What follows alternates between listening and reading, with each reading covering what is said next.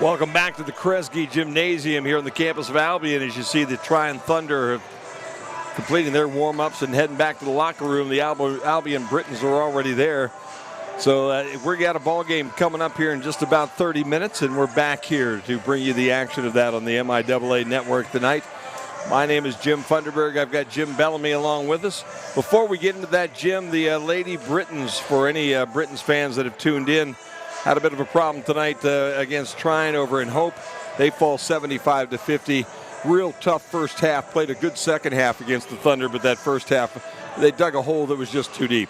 Yeah, and you look at the first half score, or the first quarter and second quarter scores, look like football scores. Yeah. 20-7 in the first quarter, advantage Trine. 21-7. They made the extra point in the second quarter for a 41-14 lead at the half.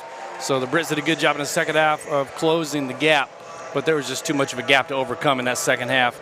And Trine has just been a difficult task for the Lady Britons this season. And Trine wins all three now, and they head on to the finals to face the who we presume is going to be Hope, but they have to play the game tonight, and a lot can happen at the DeVos Fieldhouse. And we will keep you up to date on what's going on there in that second game of the semifinals of the women's MIAA tournament. See the men for the Britons coming on the floor. As much success as the women from Trine have had over the women from Albion, the same is the case with the men from Albion versus the men from Trine. But it has not come easy. No. You look at the first game. The first game was really a tale of two halves, and the Britons were able to outlast the Trine Thunder in that first matchup between the two teams. 88-82. Yeah, 88-82. Trine actually had a 7-point lead at the half, 38-31. Britons poured it on in the second half, outscoring Trine 57-44 in Angola back on January 25. The Britons ended up shooting 49% from the floor, had the edge in rebounds 40-34, and points in the paint was all Albion, 40-22. But the bench points really is what kept Trine in it, especially early, giving them the halftime cushion. They had a 26-4 bench point edge. The second game that was just played on February 19th, Albion won in a heart stopper, 66-62. And that game was in doubt until the last 10 seconds when James L. Davis hit the layup. And it was kind of the James L. Davis show in the last minute of that game, hitting the runner, hitting the free throw, and sealing the deal right in front of you'll see it on your screen, I guess it'd be the right side basket, with all the Britain student athletes down there, and just kind of knowing when you made that second free throw and that 4-point edge with only a few seconds left that it was over at that point. So you're able to kind of soak in the moment. And then the special moment happened after that game, Jim, where they brought out the ladder and cut down the nets. And it was kind of a bittersweet moment as a lot of players held up 5 fingers, and they brought a special jersey out on that floor and celebrated with a young man whose memory is still alive and strong here in the Kresge Gymnasium. No doubt. Zach Winston was supposed to be an integral part of this basketball team this year. He has been. He's just not been with us all this year. But this team has been focused to win this game tonight and win the game tomorrow night, and try to not only win the regular season championship this year, but also pick up the crown for the tournament, which they did last year. And we should point out, it's been 3 in a row now for the Britons, because in the MIAA championship game last year down at Trine, the Britons won that game 76-73. Armstrong with 21, Ebeling with 16, Davis with 11, Langston Johnson with 19, Ellis Cummings with 17, and Pete Smith with 14. And I read those names because 2 very important names are not in this gym tonight, and that is Ellis Cummings and Pete Smith. Smith, the guy that could basically pull a rabbit out of his hat and keep that Trine offense moving, and Cummings, another big force on that backboard. Those 2 gentlemen graduated last year, and unfortunately for them, did not seal the deal in their home gym to secure that championship. But now, without them, this Trine team does have an opportunity to win this ball game tonight and head on to the championship game tomorrow night to take on Adrian, who shocked Calvin tonight, coming back from 12 down late in the second half to beat the Calvin Knights tonight. 80-78 in this opening game. Now, you know, there are some guys in here that are first team and second team all MIAA conference players. So let's bring that graphic up on the screen right now and tell you about some of the guys that are going to be out on this court tonight at the Kresge Center. As you can see, it all starts with Cortez Garland, the Defensive Player of the Year here for Albion, Jim. But there's several guys that are going to be playing basketball tonight who are going to get some hardware or already have gotten some hardware at the end of that last ball game. You're absolutely correct that 3 of the players who you will see on the floor tonight are MIAA men's first team basketball players for the 2019-2020 campaign. James L. Davis and Caden Ebling of the Britons, and Langston Johnson for the Trine Thunder. And for Davis and Ebling, it's their second such honor. Second team, you also have Maurice Hunter from Trine as well. So 4 players, 2 apiece, first or second team. There's a lot of good basketball to be played tonight, but it has a lot to live up to this game because that first game was as good as it gets. It really was as good as it gets, and we just hope that it gets to be that good in this second game. And obviously, we're going to call this ball game tonight, and we're going to do it for the MIAA. Our regular job would put us in the Britons corner, but tonight we might edge ourselves towards the Britons just a little bit. But these are 2 great basketball teams, and we're expecting a really good basketball game here tonight. Let's show you one more thing before we get into the coaches' interviews tonight, and that is the standings in the Great Lakes region for Division III basketball right now, because basically the winner of this tournament tomorrow night is going to get an automatic bid into the NCAA. And as you look at the Great Lakes region, which are the teams that are going to be playing in that region here with us, several of these schools are going to be the opponents for this team. Who knows who it's going to be, but you see Albion sitting in that number 5 spot in the Great Lakes region. And several, like I said, Mount Union, Wittenberg, Marietta, Worcester, Wabash. That's our old buddy Mr. Brummett over at Wabash right now. He's just a notch below us. John Carroll, Transylvania, another HCAC team. And La Roche in the top 10 teams overall here in this conference. But it doesn't really matter anymore because we're back to square one again, Jim. And you've got to win 2 more games if you're the Britons or the Thunder to be able to play any of those teams on that ledger. And they also have to win their way through their conference tournament, more than likely to be the opponent in that game. Yeah, and it's just, 21-4, you'd think regular season championship, phenomenal record, great out of conference schedule, but it may not be enough if the Britons aren't able to ultimately secure the MIAA postseason tournament for an at-large bid. So you don't want to take that chance. You want to take every opportunity you can to get the automatic bid instead and guarantee your spot in the NCAA tournament. You see the bracket up there now, and we can update that by putting the number 3 seed Adrian into the championship game, and they'll face the winner of tonight's nightcap, the number 1 seeded Albion Britons versus the number 4 seed Trine Thunder. And that game, Jim, tomorrow, as you can see on the screen, will take place tomorrow at 7:30 p.m. here at the Kresge Gymnasium. This is a little bit later game for these guys tonight, Jim. Normally they tip this thing off at 7:30. They play at 3 o'clock on the weekends on a Saturday afternoon. So tonight they dial it back a half an hour. I don't know that it's going to really affect the ball game necessarily. These 2 teams probably know about as much about each other as any 2 teams in the Midwest. There's nothing, I don't think, that Trine or Albion can do tonight that the other team would be surprised by. And we do look for this, as the other games have been, 88-82, 66-62, and 70-63. We expect one just like that. Yeah, it's going to be a tough matchup. It's going to be a fast matchup. And to your point, Jim, about whether or not the little bit of a time difference matters, remember it's happening equally to both squads. Both squads are playing a little bit different starting time than they're accustomed to. And, you typically don't see a Friday night. So, there's all these little wrinkles. But once you get to the tournament, it's a whole new world. And like you said earlier, you start back from square one. It's nice to host. You love to be on your home floor. But you have a very hungry Trine Thunder team who already has tasted defeat to the Britons twice. And they really don't want to lose the 3rd time. They'd like to return the favor this year because, as you said earlier, the Britons went to Trine and won and advanced to the NCAA tournament. We have said it so many times, and it has been the truth in the history of basketball or any sport. If you get an opportunity to play one team 3 times in a season, it's awfully difficult to sweep them. And that is the hill that the Jody May-led Albion Britons have ahead of them here tonight, as they're going to play a Trine Thunder team that I would have to believe is coming in kind of loose, kind of ready to play, and looking for a little revenge because they believe that a couple of bounces of a basketball, and they may have won both those games instead of the Britons winning those 2.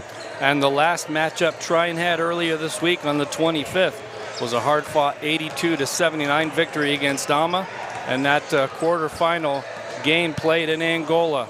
And it was the Maurice Hunter show led the team with 22 points. Cole Cleaver got 21 for the Scots.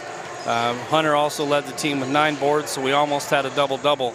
And the team shot 45% from the floor, tried 13 fewer field goals, but were still able to hold on for a 3-point victory. And again, the tight games, Trine's more than comfortable to play those 3-4-point games. They don't crack under pressure. If you're going to get them in a close game, it's going to have to be like the way the Britons clinched the regular season here at Kresge. You're going to have to make the big shot, make the big free throws down the stretch, because Trine probably is not going to give you the game. They're not going to make the big mistakes when it counts. No doubt about that. Coach Brooks Miller will have his team ready to play when they tip this thing off tonight.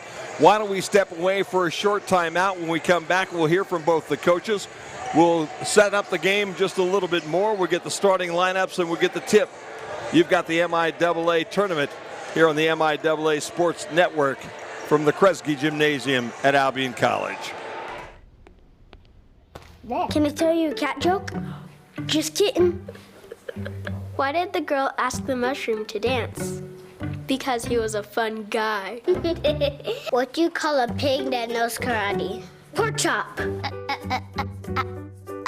So how does a tissue dance? Put a little boogie on it.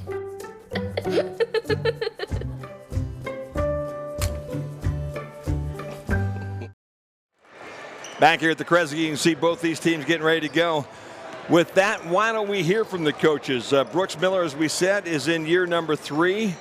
His basketball team is the number 3 team in this conference here tonight, in this conference tournament, and they're looking for the first win against the Albion Britons. We want to say thank you to Jeff Hope and Nick Duffy, the SIDs at Trine, who put together a little video for us. Without any further ado, here's Brooks Miller from the Trine Thunder. We're here with Trine University men's head basketball coach, Brooks Miller. Congratulations on making a tournament and winning the first game this past week against Alma in the quarterfinals. Now you've got Albion. What would you say are the keys going into this weekend? Well, it's an exciting matchup just based on the fact that they're 21-4. They've beat us twice this year. So I think that some of the things that they've done to be successful, we have to take a look at and be prepared for. They have a lot of different ways they can put pressure on you offensively. They have guys that can attack the basket off the perimeter. They got guys that can make shots from the perimeter, and they have guys they can throw it to in the post. So offensively, it's a big part of their defense too. They can wear you down. They can score late in the clock. They can score early in the clock. I think it has a lot to do with how effective they are defensively. And they can throw really big bodies at you and athletic perimeter players. So it's an extremely tough matchup for anybody, which is why they're 21-4. But it is a matchup we're excited about to get an opportunity to go back there and compete for a championship. All year long, we were focused on what do we have to do to win the MIAA tournament championship. That's the championship that helps you can extend your season into the NCAA tournament. So we've been working on different things here these past few weeks, trying some different lineups. We've gotten great contributions from our young guys. Nick Bowman lately coming off the bench has really provided a lot of energy. Mitchell Geller has come in and provided a lot of scoring for us. And I think our seniors really stepped up the other night against Alma to make plays. Maurice had a great second half in terms of scoring the basketball, but he really did some things around the basket that helped create some havoc for them and did not allow them to get as many easy baskets as maybe that appeared to be. Marcus did a tremendous job leadership-wise, getting the ball to the right people, and he hit a huge 3 down the stretch. He's shooting 45% from 3 in the conference season. He's worked really hard at it. after practice, putting in the time, putting in the hours. Langston Johnson came up with a huge paint basket. He's really worked hard in the offseason on creating his back to the basket game. And I thought he had a couple of big post plays for us, a couple early on, and then the one late was significant. And then Aiden Warzeka comes off the bench and hits 2 big threes. And really one of the pivotal plays of the game was him getting an offensive rebound, and he got fouled on and going and knocking down free throws. So, across the board, we're doing some really good things. When we went to Albion last time, I think our seniors, we did not shoot a very high percentage from the floor. However, I thought we competed at a very high level. But in order to beat them tomorrow night, we're going to have to shoot the ball much better than we did the last time we played them. But we're going to have to compete just as hard and stay just as focused, because it's going to be a tremendous environment. It's a championship environment. And like I said, we've been geared into knowing we faced a lot of adversity this year, from early on with Maurice's injury to just the type of players we lost from last year. Pete being the MVP, Miles being an all-conference player and a big-time scorer for us.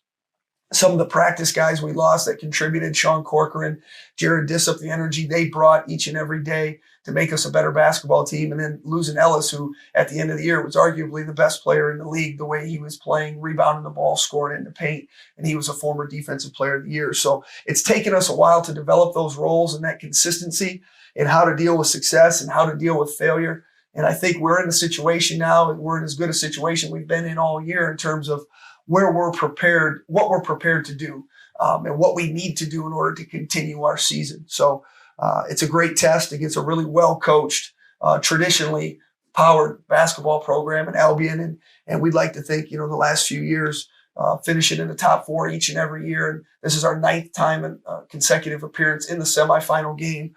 You want to, what can we do to get over that hump and continue to have some success and try to continue our season? Speaking with Albion or about Albion, you guys played each other twice now during regular season, so this will be the 3rd meeting, and it's now tournament. So everybody's kind of familiar with each other, schemes, players. But how mentally do you change going into the tournament play, knowing what you already know about each other? Well, I think that is the difference. The mental advantage. I've heard a lot of people say, Coach Knight used to say it, Coach Beard preaches it at Texas Tech. The mental is to the physical is 4 is to 1. And at this time of year especially, it's about making sure we're rested and ready to go. What do we have to do as a staff to get our guys geared in mentally to be prepared to give it everything they have physically for 40 minutes. The first 2 games against these guys, I think we've played extremely well for 37 minutes the first game and maybe even 37, 38 the second game. But when you play a team like Albion, as talented as they are and as well coached as they are, if you don't put all 40 together, they only need a 2-minute stretch or a 3-minute stretch to win a basketball game, to be better than you. And that's what, that's when you got a championship team, which is what they are. And over a 14-game schedule, they've proven that. But we only got to be better for them than 40 minutes. So that's what we're geared into. And as a staff, we lock into a few more different situational opportunities for us that we've seen in the first 2 games. And then some of the other situations that come up, we try to be a little bit more prepared. So when those things do arise during the game, that we can, communicate the plan a little bit better. But in the end, Albion is who they are right now. We are who we are. We've both, I think, developed an identity that we need to really try to impose our will on them, and they're going to try to impose their will on us, what they do best, as opposed to what we do best. So that's an exciting challenge. And again, I'm just proud of our young men for continuing the battles this year through the 7-game winning streak and the 4-game losing streak to put ourselves, keep us to stay in the fight and have the opportunity to compete for a tournament championship this time of year is really exciting. Yeah, you've got a pretty good experienced team, number of seniors on the roster. And as you mentioned, this is the 9th time going to the semifinals, so they've experienced all this before. What do you, I don't say expect, but what do you look for from them as you transition from regular season to tournament in terms of leadership? We expect an urgency with them. When they're done playing here, it's over. With 3 minutes and 45 seconds to go, we were in the huddle against Elma the other night. I think we might have been down 1 or the game was tied. I just said, man, this is all you have. Your basketball lives are over after this if we don't execute the way we need to execute to get a win here. So, at this point, when you have those seniors, that's the advantage of having seniors, is that urgency.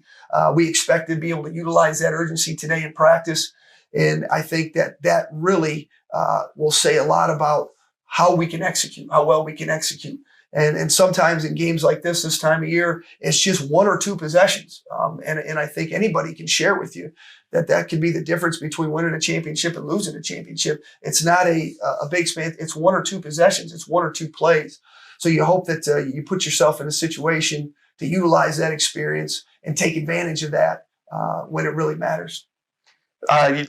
Last couple games, you guys come on in with victories, so you go into this weekend with back-to-back victories. How does that play any role in terms of momentum going in the weekend psychologically, or do you really just treat everything one day at a time? Well, I think it's really important to always be playing well. And I think we've played well even in a couple of the losses that we had there during that stretch. But in the end, every game is so unique. It's its own entity. There's so many different things that determine the outcome of a game, each and every game. I think you've seen it across our league this year. Adrian beats Calvin by 20 at their place, and they go lose to him by 30 at theirs. So every game is different and unique, determined based on the physicality, emotionally, whatever it may be. So when we go into the game tomorrow night, we're hoping to have a fresh focus of what we got to do, what we need to execute to be successful. And in the end, we have to give everything we have physically, emotionally, to put forth what we're trying to execute in order to win the game. Well, thank you very much for your time. I look forward to watching you guys play Friday, and hopefully it'll continue on to Saturday. Thanks, Jeff. Appreciate it. Trine head coach Brooks Miller there. His team was 4-4 in February. They won 2, they lost 4, they won the last 2. Last year they were 19-8, they were 11-3 and number 1 in the conference. This year they come in with a little lower seeding and hoping maybe to do the magic that Albion did to them last year. With that, let's turn it over to the number 1 seed right now. Coach Jody May had a chance to sit down and give his thoughts about this basketball game.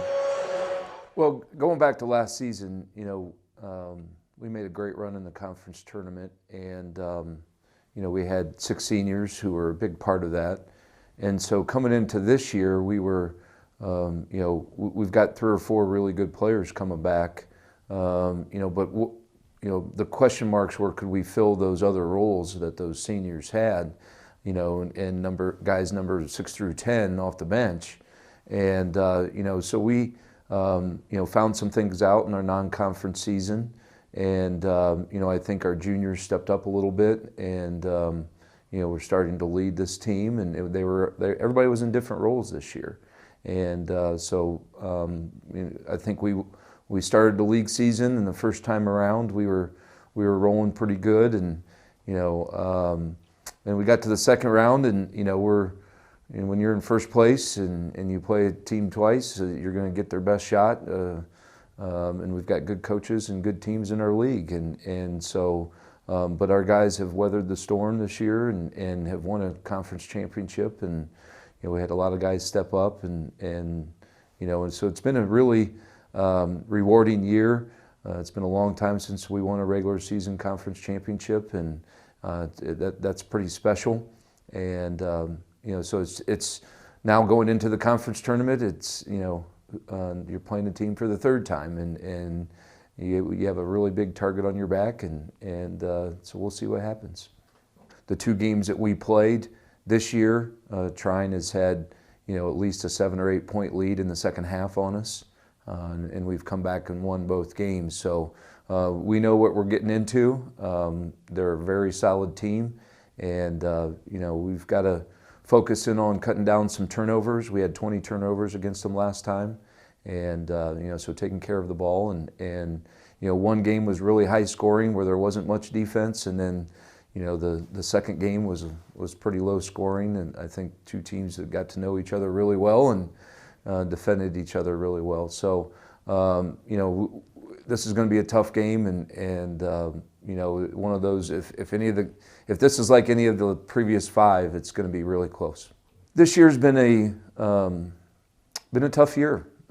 We've gone through a lot, and it's our team has grown from it.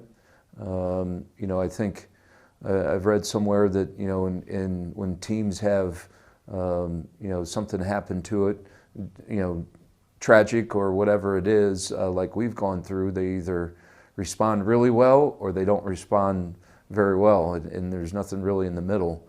And our team has obviously responded really well, and you know, it's a credit to the type of players that we have and the type of kids that we have. You know, they're very resilient, and you know, I think when times get tough on the court during a game, you know, sometimes I can just look them in the eye and tell them, hey, you know, this is nothing like what you've been through, and this pales in comparison. And so it kind of puts things in perspective a little bit for them, and you know, gets them back thinking about you know, okay, how do we respond to this adversity that we're going through, and you know, so they've been through a lot, and you can't throw anything at us, and you know, anything that happens in between the lines is nothing compared to what these guys have done. So it's been great to see them grow and mature, you know, and only having one senior.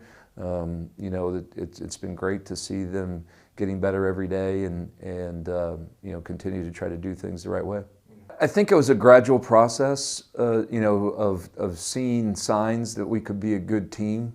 You know, the non-conference, I don't think we were playing our best basketball, but we were good enough to win some games. And when we won some close ones in the non-conference, you know, and that always helps if you can learn while winning. You know, but I think that stretch opening the league season, you know, the first 2, 3, 4 games, I think we were playing really, really well, and that's when I think it clicked that, hey, we've got a chance to do something special and, you know, compete for the league championship and those sorts of things. So, you know, it's been a slow process to get to that point, but you saw their you know, maturity and them growing, you know, throughout that non-conference season. Well, Jim, you know, he's had the pressure of the world kind of on him all year long. You know, he had to go through the tragedy early on. Then he had the #1 ranking on his head and his team all year long. They've been up to the task. Jody May has a big ball game coming tonight, though. His team 5-2 in February. Last year they had a pretty good year. They were 19-9, 10-4, second in the MIAA, and they pulled the upset then in the tournament championship game down at Trine. But that's kind of unusual that the home team wins these ball games, as you found in your digging in your research. Yeah, if you go back to 2015, that is the last time the host team has won the MIAA men's tournament. That was Calvin defeating Hope 70-69. Back then it was only a 4 team. There was no play-in. The play-in didn't begin actually until 2019. So prior to that, it was always 4 teams. Well, I should say from 2012 to 2018-19, it was 4 teams. If you look at 16, the games were held at Hope, and Alma won that one. 17 at Hope, Calvin will beat Hope. 18, Hope won at Olivet, who was the host. And last year, as you mentioned, at Trine, the Britons win 76-63 to punch their ticket to the big dance. Well, this has been an excellent battle between these 2 basketball teams, 2 very well-coached teams, 2 teams that are really up and coming in this conference. For a long time, it was Hope and Calvin. Trine enters in, and Albion has had their years on and off, but now Albion, Trine, Calvin, and I guess you have to include Adrian in that group as they punch their ticket to the finals for tomorrow night as they win tonight over Calvin 80-78. Checking over on the women's side real quick, Jimmy. Halfway through the first quarter, Calvin's on top of Hope 11-10 in the women's basketball game. Yeah, Hope sometimes gets off to slow starts, but playing at the DeVos Fieldhouse, undefeated in conference, undefeated regular season, #2 team in the country. Have to think that they're going to put a solid run together in the second and third quarters. But again, the games aren't played on paper. They're played on the court. And if Hope isn't coming in 100% focused and fired up tonight, it is possible that the Knights can pull off the upset. I don't know what either one of these 2 teams can do to change the way that they play to maybe surprise the other one, but we're about to find out. We're just about ready for the national anthem and the announcement of the starters for both these teams.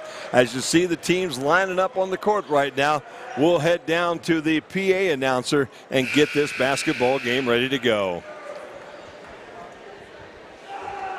Good evening, ladies and gentlemen.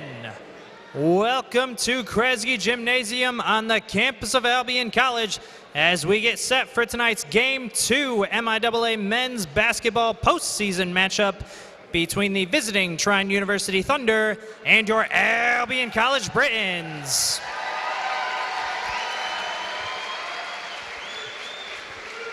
We would like to remind you of the MIAA sportsmanship policy. The MIAA promotes good sportsmanship and respect for student athletes, coaches, officials, and fans.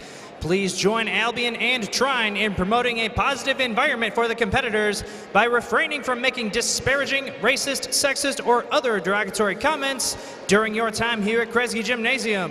We encourage all of today's participants, both in competition and in the stands, to be loud, be proud, but especially be positive. At this time, we would like to ask that you please rise. Gentlemen may remove your caps as we honor America with the playing of our national anthem.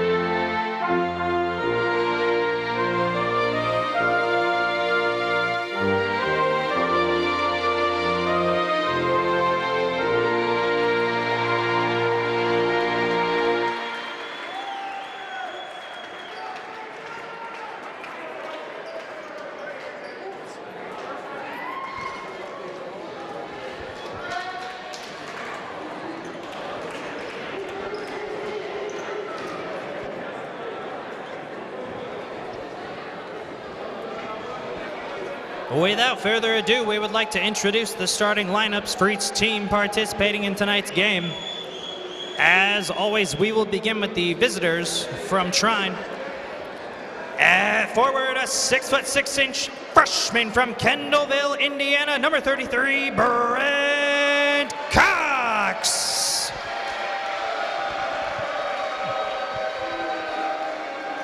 For Albion at forward, a 6'4" junior from Shelby Township, number 42, Caden Ebling.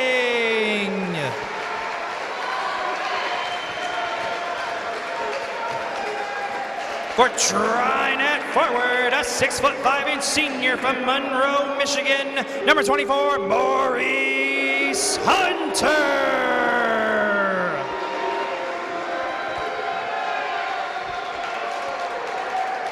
For Albion at forward, a 6'5" junior from Nashville, Tennessee, number 32, Quentin Armstrong.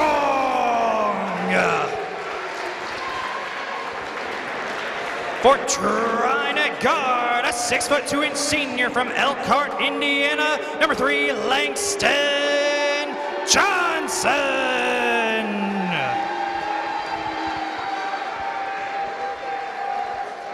For the Brits at guard, a 6' sophomore from Detroit, Michigan, number 3, Cortez Garland.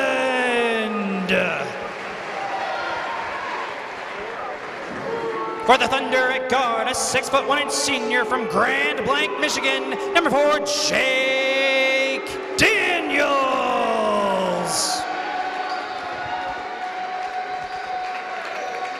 For Albion at guard, a 6'2" freshman from Howell, Michigan, number 10, Josh Paulo.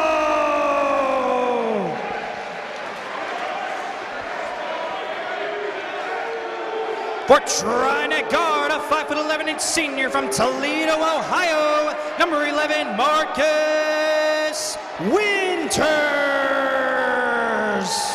And last but not least, for the Brits at guard, a 5'9" junior from Ypsilanti, number 14, James L. Davis. Well, there you go. We're going to change something. We're going to change something, Jimmy. Basically, Josh Paulo not starting tonight. MJ Barnes will get the start ahead of him here this evening. If you noticed, all of the Trine players tonight come out and stood at the free throw line. Most times you go over, you shake the hands of the officials, you shake the opposing coach's hand, and you go back to your spot. Tonight, the Brits did that. The Trine Thunder maybe focused in on what they have at hand. They chose not to. Well, it's not a popularity contest. Nope. Right? This Not is at a all. wins and losses kind of proposition here. Trine's lost 3 in a row now to the Brits. Looking for a little bit of revenge.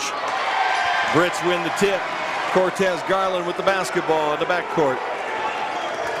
Underway to see who's going to play Adrian in the championship game tomorrow night at 7:30. Ball gets picked off as the bounce pass headed toward Ebeling, and picked off underneath there by Brent Cox. Ball swings to the corner, then back out front. Both teams are going to want to work it inside to start. Johnston picks up the dribble. 10 to shoot right now. Johnson again. He's got Garland on him. Drives, spins, shoots from the free throw line. No good, but Cox is able to pull down the rebound. Swings the ball to the right side. Shot a little bit short by Marcus Winters. So the Trine Thunder 0 for 2. And the Britons have an opportunity to score the first bucket of the night. Fall away jumper by Ebeling. No foul, no call. Ball goes off the hands of the Trine Thunder and will be Brits basketball. Maurice Hunter underneath right there. Had a hand on the rebound. Tried to get a one and done for the Brits on the second consecutive possession. However, the ball goes off his hands out of bounds right by the Trine bench. So the Britons with another opportunity. Trine trying to play a little more difficult defense here as Armstrong spins, reverses, can't get to go, and Trine picks up the loose basketball. That was a long tip on that rebound too. Daniels had a great game against these guys last time he was here in this gym. Good basketball player, 2 good basketball teams, and we expect a barn burner here tonight between these 2 guys. Garland again closing out on Langston Johnson, but Johnson able to go up above him and knock it down. The senior from Elkhart gets the first bucket of the game as we went almost 2 minutes without any scores. Yeah, don't expect that to be the continuation tonight. This is going to be a lot of points on the board. Ebeling spins with the left hand and leaves it short, and the rebound again comes off to Trine. Ebeling, the righty, likes that baby hook. A little too far out right there. Winters scoops it over to Johnson, back out front to Winters again. Mismatch underneath. Swing left side to Daniels. Down underneath for the easy lay-in by Maurice Hunter, and it's 4-0. Yep, Davis got caught in the switch right there, and good recognition by trying to work the ball around. Down low, and nobody picked him up. Garland loses the handle, and that's the second turnover of the night now for the Britons here early as Jody May comes off the bench to talk to his guys just a little bit. Don't forget, we'll have media timeouts in this ball game as well as regular timeouts tonight, so everybody gets a couple of extra timeouts every half, which is a good thing this late in the season in a game with this kind of intensity. Winters, bounce pass underneath. Good hands by Maurice Hunter to pull that in and find the backboard, and it's 6-0. Britain's cold so far. Trine doing a good job moving the ball around, exploiting some mismatches. James L. from downtown, no good. And the rebound fought for, and again Trine with a long outlet pass. James L. cuts underneath. Marcus Winters misses the shot. Brits with the rebound. James did a good job not to foul right there too. Good poke, fast break opportunity. Winters again all by himself for the easy lay-in, and just like that, it's 8-0. Brits find themselves down here early. I like the no timeout right here, though. Got to get something going. Figure it out on the floor. Trine really ratcheted this ball game up here early. James L. fights through traffic, off the glass and in. Could have got an and one right there. No call. Letting them play, which I like. Going to be one of those games, I would think, where the officials probably going to swallow that whistle for the most part. Did it in the first game, and the players decided it, which is how it should be. Cox off the glass for 2, make it 10-2. Trine came to play tonight. Yes, they did. Well, you know, you lose 3 in a row.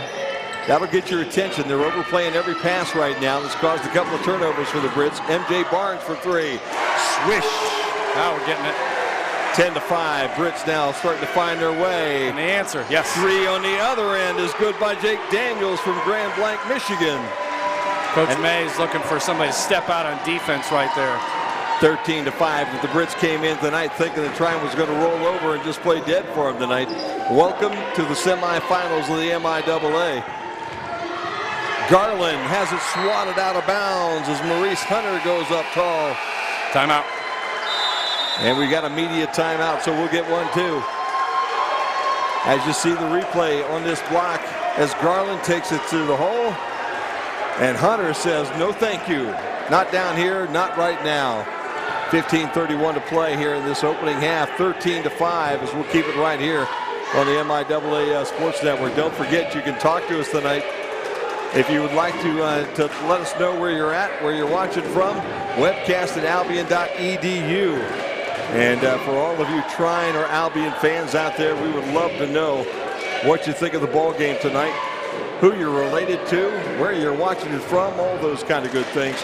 Early on, though, Jimmy, I think Coach May, as you see him right now, just kind of beside himself. His guys came out just a little bit slow, and Trine came out to play basketball. Well, and one of the things that we've remarked about, and we even mentioned it when we talked about the first time these two teams played in Angola, that's kind of the game, in my opinion, where Albion became that quote-unquote second-half team. In order to be successful in the MIAA tournament, you may need to also turn it on a little earlier. Yeah, because Trine is playing, I mean, they've made some mistakes too, but they're playing some inspired basketball, getting to their spots quicker, playing a little more aggressive on defense, and they're knocking down the shots and giving themselves the opportunities, whereas the Britons, a little bit slower on defense so far, have not matched the intensity. So you don't want to dig yourselves a big hole against a team that's this hungry. Trine brings Mitchell Geller in along with Brandon Johnson off the bench off the timeout. Brits come out with their starting 5. Garland drops it to Armstrong, who has an easy lay-in. That's a nice play out of the timeout right there. Working Q from the top of the key down.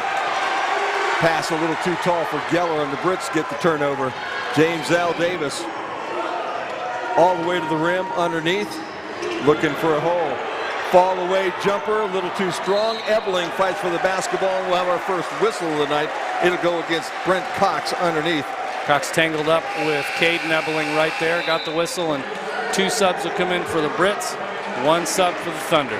Maccabee and Josh Paulo in. Armstrong and MJ Barnes takes a seat, and Bryce Williams, the young sophomore from Archbold, Ohio, checks in for the Trine Thunder. I suppose only fitting that Paulo's in the game since he was announced as a starter. In fact, James L. checks out and MJ Barnes stays in. Yeah, he was announced as a starter. So he's a little late getting on the game. We got a whistle again underneath. Foul going against Mitchell Geller. So Geller gets his first. And just like that, Maurice Hunter is going to check back into the ball game. And Geller, who just checked in about a minute ago, will come to the bench. Again, the substitutions with media timeouts, Jimmy, gives the coach an awful lot of options that he doesn't have in the regular season. Paulo being guarded tight by Williams. Maccabee. Garland, no place to go. Back to Paulo, into Ebeling. He's got a lot of help over there. 6 seconds to shoot. Ebeling with a double team, fights his way through. No whistle, ball hadn't hit the rim. Ebeling's got it, and the shot clock has expired as he didn't get a chance to put it up. Coach May not overly happy with the way that thing moved, and he also thought maybe he had foul number 3 against Trine underneath. Instead, the ball turned over when the shot clock buzzer went off, And the Britons still trail by 6, 13-7. Couldn't even hear the buzzer either, as loud as this gym is right now. Nick Bowman in the game, number 1 for Trine. This is a live atmosphere tonight. Bowman with the show and go. Bounces it over in the right corner to Hunter, and then it comes back out front again. Marcus Winters. Ball to Langston Johnson. He leaves it short. Garland in a hurry. Free throw line. Jump shot's good. Brits cut it to 4. Now we got a game. I think in the last possession, Trine fell victim to the old count the shot clock down 4-3 when there was actually 7 on it. Marcus Winters gave it up. Comes inside to Maurice Hunter. Around the corner then to Langston Johnson. Johnson with 12 to shoot. On the baseline, no good. The putback's no good, and McAfee's right there to pull it down. Hunter and Winters both missed an opportunity at that one. Down inside to Ebeling. He's double teamed, but he got there before the double team got there, and it's a 13-11 ball game. I like the help defense by Trine right there, but like you said, Jim, about a split second too late. Ebeling has been pretty much shut out up until that point in time as Trine double and triple teaming him down on that low block. Hunter, offensive charge. Ebeling waiting on him. I think that's 2 on Hunter, isn't it? I think so. Nope, 1. Nope, just 1 on Hunter. Good job by Ebeling, though, to get those feet set at the right moment. Part of that also is Hunter dipping the shoulder. You see the drive coming in, working it down to the paint. Left shoulder. Ebeling with great position on the outside of that arc, and he took the blow to the chest. James L. Davis back on the floor for the Britons. Cortez Garland takes a seat. Armstrong with the basketball. Looking for some help. James L. fall away just a little short, and the rebound comes off to Trine. Picking up the intensity on defense, though. Nick Bowman takes it into the corner, then brings it back out to Jake Daniels. We'll swing it over here to Williams. Back out front to Bowman. This game's moving a little faster than that one we called about 10 days ago, Jimmy. Hunter did a good job to save that one. 8 to shoot, 7. Up and down or a foul. It's got to be a foul. Brits thought they had an up and down. Foul will go against James L. Davis. That will be his first as you'll watch the replay on this one. Marcus Winters. That tie ball, too. Yep, he had a hold of basketball there. Coach Jody May asking the same question right now as Marcus Winters, who's a 76% shooter. But you get a little rest with that ball. Officials are right there on the spot. First one goes down. Winters 76% free throw shooter, 12 points a game on average. They go a little bigger here, anticipating rebound and defense. Geller in, Bowman takes a seat. Bowman at 6'1". Geller's a big guy. 6'7". Second shot's missed, and Armstrong pulls down the rebound. 3-point contest here, heading towards the midway point of the first half. Paulo, he's got Daniels on him. James L. out to McAfee for 3. A little too hard, and the rebound off to Trine. Marcus Winters will bring it up between his legs. They kick it to the corner to Geller.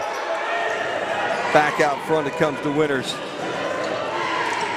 Both teams cutting off that 3-point shot here early on in this basketball game. Nobody getting a good look as both teams ratcheting up this defense. 9 to shoot. Just as I say that, Jake Daniels finds just enough of a crease to knock down the 3 and give the Trine Thunder a 6-point lead. Paulo trying to come over on defense. Overcommitted a little bit there and opened him up. Armstrong working one-on-one on the baseline. Tries to kick it back out front, and Bryce Williams with some quick hands takes it away. Hunter lobs it to Geller underneath, and Geller with an easy lay-in. Britton's not happy right now with the way that spot down around the basket's going for him at this point in time, as the points in the paint, I think at this point in time, we take a look at that thing real quick. 10 points already for Trine, 2 for the Britons. That's the difference in the ball game. Armstrong looking for some help.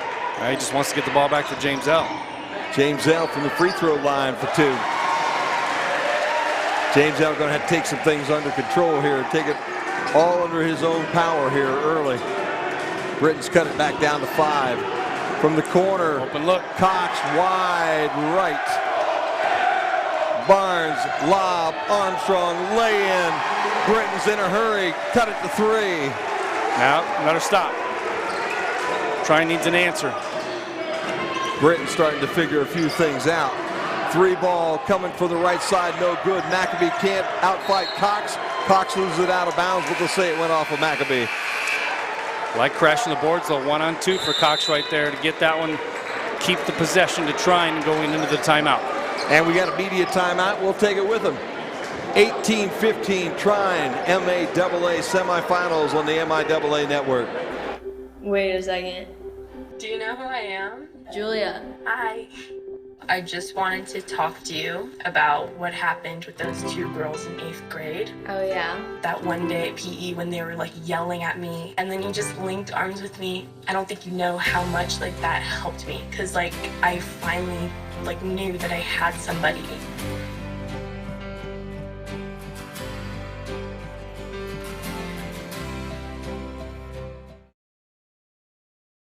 Gymnasium, you see Jody May down there talking to his crew right at this point in time, not happy with some of the things that have happened to his team so far. Britton shooting 40%, 6 for 15, 57% for Trine, 8 for 14, 2 for 4 from behind the arc for Trine, 1 for 3 for the Brittons right now, 15 shots for the Brits, Jim, 14 for Trine. That kind of reversed itself here in the last couple of minutes. Only 2 free throw shots so far. Trine has them both. They're 1 for 2. Britton's with 5 turnovers to 2 for Trine. And again, those points in the paint, they're getting a little closer, but Trine 12-8 in the paint close to the rim. And a 6-0 edge and points off turnover advantage Trine too. So Trine's taking a little bit better care of the ball. Still a little bit more active on defense. I think the Britons need to do a better job communicating. I know the pressure's on right now. You've won half the battle, but there's still a lot of basketball left to be played if you want to get to the big dance. Marcus Winters inbounds to Johnson. His shot's no good, and the rebound comes off to Garland for the Britons. Ebeling out front. Ooh, got away with a push off right there. Almost. James L from deep, no good. Fights for the basketball, but it'd be Marcus Winters that comes up with it. Winters for 3 on the other end. He's got the distance. James L left him right there.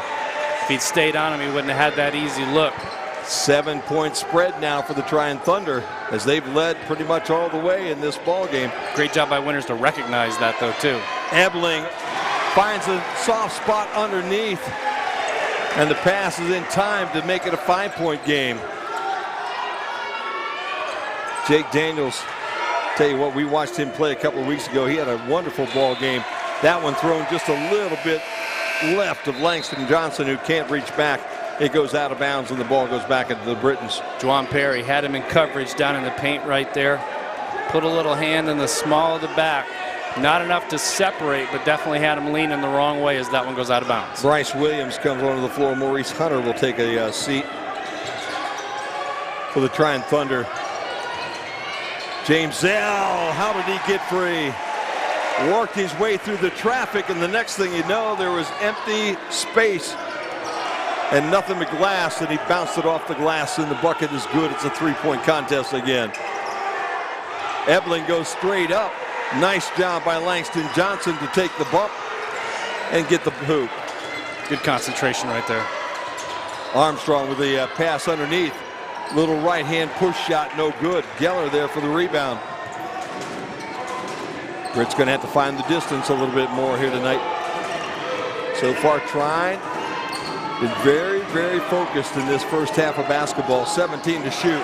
Ebeling knocks it out of bounds as that ball headed toward Geller. That's the kind of effort that Trine's been giving him here early, Jim.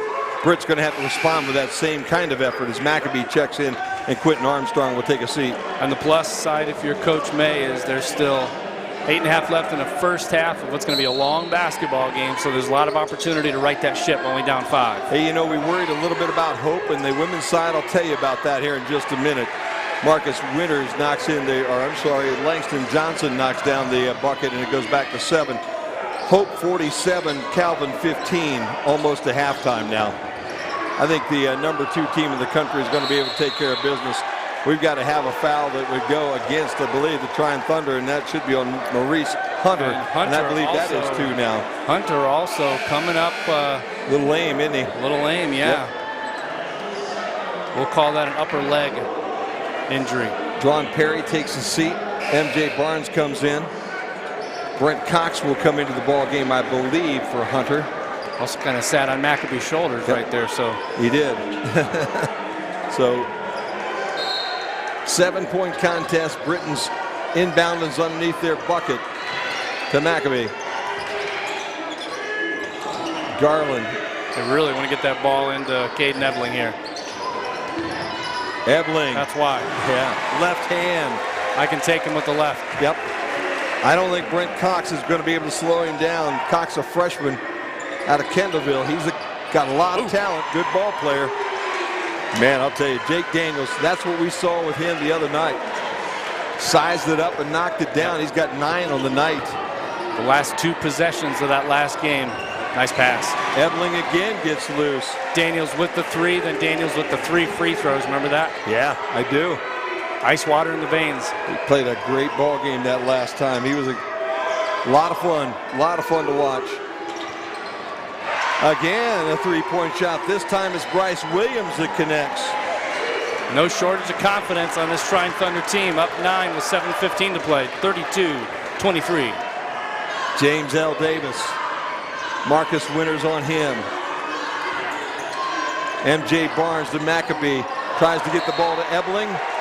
Ball goes off of Caden's hands and out of bounds. The turnover gives the ball back to the Trine. McAbee needs to take that one strong to the hole. You had a 2-on-1 right there. Don't risk that pass. Another media timeout at the 7:04 mark here. And we'll keep this one right here as we'll check in with that women's game. Minute 8 to play, Jimmy. 49-15 now. It was an 11-10 game. So, let's see, 38-5 is the run that Hope is on against Calvin on the women's side tonight. So it does look like we are going to get the matchup that we expected to get. Look at the second quarter score. 27-4. Yeah. So far. Not Hope's playing some pretty good basketball right now. And I think they woke up from that early lull that they had. On this side, it's 32-23 as we take a look at a couple of the numbers. Britons are 11-23 from the floor right now, almost 48%. But Trine, 13-22, 59.1%, Jim, and they are also connecting from downtown. 5 of 9 from deep compared to 1 of 4 for the Brits. Only 1 of 2 from the charity stripe. Brits have yet to attempt a free throw. Rebounds are pretty even, 10 apiece.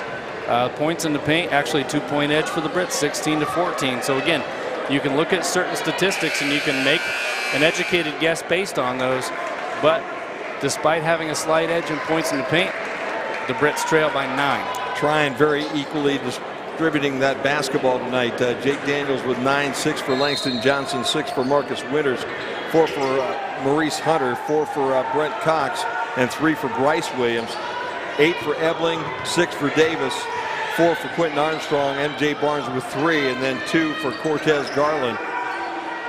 Hence the 9-point deficit right now that the Brits find themselves in to a Trine team that had come over here. Looking for a screener roll. Nice move. Oh my goodness, Maurice Hunter released off and was all by himself at the rim. Ran that to perfection. 34-23, Brits down by 11. Remember that first game, Cortez Garland has the ball knocked out of bounds and it will stay with the Brits. But in that first game, Adrian was down 14 late in that basketball game, still able to come back and win the game as Ebling will take a seat and Quentin Armstrong will come back into the ball game. Again, a very unorthodox way that they came back. Coach Lindsay with a double technical was ejected, and then all of a sudden, fireworks. McAfee spins it around, but he dragged that back foot. Yeah, I think he actually had 2 pivot feet in that exchange right there, so good call by the official. So McAfee's got to go stronger to the hole. He does. Twice now. 2 times in a row, he had an easy lay-in. Just going to have the confidence in himself to make that happen. There's no doubt about that. But he's a good ball player. 6'4" sophomore. He'll learn. Trine, the aggressor tonight, and they're up by 11 here in the first half. Fall away jumper doesn't even move the nets for Langston Johnson. Everything going well for the guys from Angola, Indiana here in this first half as they're up by 13. That's the biggest lead of the night so far. Barnes looking for somebody underneath. Armstrong says, I'll be that guy. Leaves it short, and the rebound fought for and pulled in by Jake Daniels, and Quentin Armstrong will be called for the foul as he goes through Daniels' left side there. A lot of indecisiveness for the Brits on offense. Yeah. James L. Davis comes back in. Garland takes a seat. You're right. It's not the time to be indecisive. You know, they've had a lot of first halves where they've had problems this year. They've come out slow and they've found themselves down. I don't think tonight's a good night to have one of those evenings because Trine looks like they have the ultimate focus here tonight. James L. all the way down inside, lobs it up to Quentin Armstrong, leaves it short, gets the rebound back. He's back at it again. This time we get the friendly bounce. A lot of contact on that rebound right there, but no call. 6 points now for Quentin Armstrong. Langston Johnson runs out of real estate, swings it to Cox on the right side, leaves it short. James L's there for the rebound. The Brits in a hurry. Long pass to Armstrong gets tipped away. MJ Barnes comes up with it.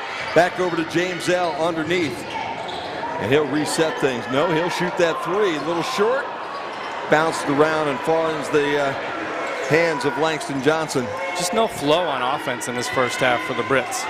11-point basketball game. Brits have been down by 13. That's the biggest lead of the night so far. Bob goes inside, and Davis is going to get called for the foul, and that's 2 now on James L. Really can't have that happening tonight either, as James L now will take a seat. Caden Nevling will check back in along with Cortez Garland. Brandon Johnson and Maurice Hunter check in for the Thunder, and a third sub comes in for the Brits, Devin Holmes. Britons need to find somebody that's going to come in maybe and have that spark that they're looking for, as that ball gets bounced into an easy lay-in for Maurice Hunter, and it's back to 13. Too many easy looks right there at the rim tonight so far, Jim. Credit Trine. Yeah, no doubt about that. Paolo falls away, can't get it to go. Holmes can't pull down the rebound. Instead, Brandon Johnson brings it to the front court. To Langston Johnson, they swing it around the other side. Johnson for 3. Man, I'll tell you what, he's on fire. They're smiling and they're happy. And I'll tell you what, they've got a right to be right now. They're up 16 points and everything is going in for the Thunder here in this first half. Lost a handle on that drive. The ball still ends up kicked back out easily, and a wide open top of the key 3. Garland all the way with a reverse lay-in. Make it 14. 3.5 to play. Brits need to get it back down under double digits here before the half. Start to make a little bit of run. Johnson brings it back out to Hunter. Over to Langston Johnson. Going to start on this end of the floor then. Got to. Marcus Winters with Garland on him. 11 to shoot. Hunter from the free throw line. Everything's going in right now. And we've got a timeout called by the Thunder, Brooks Miller, as he wanted to talk a few things over. His team up 16 points right now, and everything really just falling, Jim. Yeah, the bounce is going Trine's way. Definitely doing a great job of knocking down the shots. But, Jim, what's really making the difference for me is Trine's defense. Trine is playing some inspired defense. They have the energy, despite this being the home floor of the Brits Kresge Gymnasium. A lot of student athletes here wearing purple. Not too happy tonight. Trine does not mind coming on this floor and playing some good basketball. And again, the Brits won the MIAA postseason tournament at Trine last year. Yeah. So Trine looking for that payback and avoid the 3-game sweep this season. They would love to be able to send the Britons home tonight and match up tomorrow night with that Adrian basketball team. In fact, there's Coach Lindsay walking down that end line right now in his civvies. Basically, we got the clarification for why he was tossed. Initially, a little language and some actions, and then the next thing you know, he took his jacket off, his tie off, and he threw it back over across the bench. And at that point in time, the second tee sent him to the locker room, and also sent his Adrian Bulldogs into another zone, another level of focus, and they just basically took over from there. Yeah, he certainly does fire up the team from time to time, but it's not a well I'd want to tap too often. Britain's now looking at some full court pressure as Marcus Winters, just token pressure, as Paulo with the basketball. James L. probably on the bench for the rest of the half, I would think, with just 2.5 to play. That means MJ Barnes needs to step up and hit a couple shots. In and out. Armstrong or Devin Holmes the rebound, and he's fouled as he tries to put that one back in. But that's what they've got to do, Jimmy. Got to get that rebound and go instantly back up on that rim as you see Devin Holmes fight. Holmes has the mismatch. He's going to get the foul, I believe, on. Well, they're actually going to call that one on Cox. I thought you could have called that one also on Bryce Williams, but they'll give Cox the foul. That'll be 2 on him, and it'll send Holmes to the line for a pair. First one's a little bit short and off to the left. Statistically speaking, a solid free throw shooter, 85%. Just has not been the Britons' night here in this opening half as they find themselves down 16. Again, all the credit goes to Trine for that. No doubt about that. They're playing extremely well as Devin Their good defense is making the Britons' offense look less than stellar so far. It has been spectacular so far. I would agree with you 100%. Jake Daniels bounces that basketball over to Langston Johnson. They work it back out front again. 3-point shot fake. 2-point shot short by Jake Daniels, and the Britons now with the basketball. Garland for 2. No. Paulo pulls down the rebound in traffic. Holmes comes hard down that baseline, can't get it. Everything's a little short or a little long for the Britons here early on. Good hands. Garland was the one that knocked it away. Paulo's the one that picked it up. Garland with a fall away off the front of the iron, but he's got his own rebound. Kick it out and hit a 3 right here. Pick it back out and set things back up. Still 15 to shoot. Still say the Britons need to get it down underneath that 10-part mark, and then the second half will play. Blocked underneath.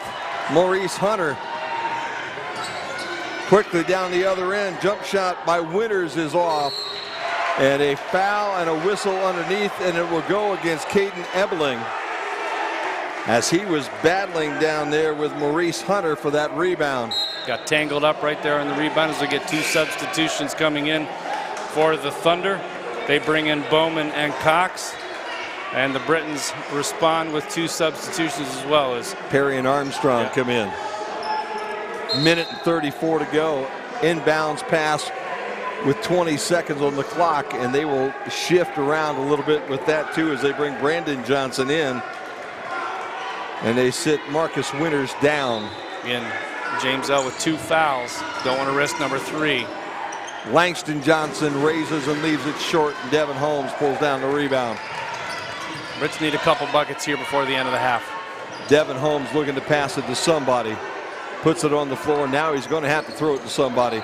Into Quentin Armstrong with a double team. Out to Juwan Perry, back into Quentin. He works down that baseline, and he gets the bucket. I don't know. How did he find that room down there? He stretched that end line out by about 6 or 8 inches and snuck his way around 2 Trine Thunders. 43-30. Bryce Williams gets it underneath, and then the shot was just a little too hard by Brandon Johnson. Probably didn't think he was going to be that open. I don't think he did either, man. He's waiting for somebody to come and swat that away. And he was all by himself there for a fraction of a second. Armstrong one-on-one on the baseline. They're double, maybe triple team coming.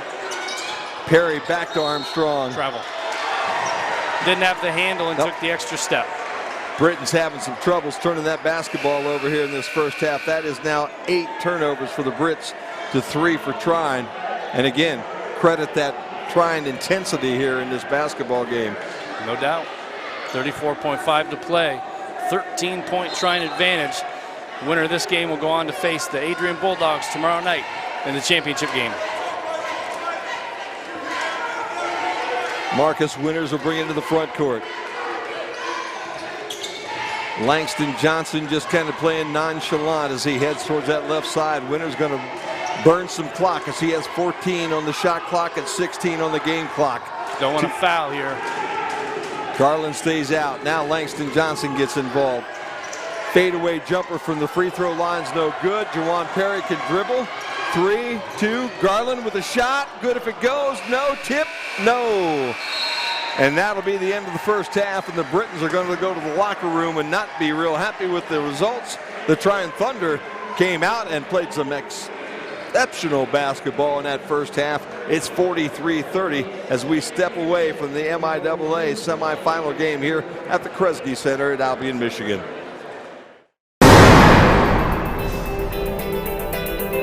At Trine University, innovation and professional development are a way of life.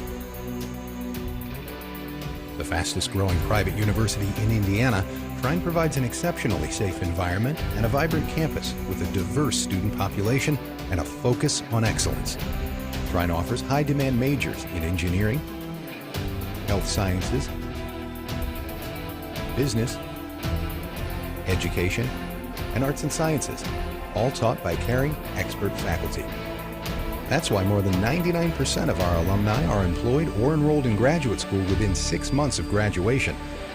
And substantial financial aid packages allow students to complete their Trine degree with a minimum amount of debt. Generous donors have funded more than $22 million in new athletic facilities, allowing our NCAA Division III student athletes who participate in 23 men's and women's sports programs, as well as esports, to excel on and off the field. This investment is part of an overall $155 million campus transformation that's occurred since 2000, making ours one of the most beautiful campuses in Indiana. Be a part of something greater.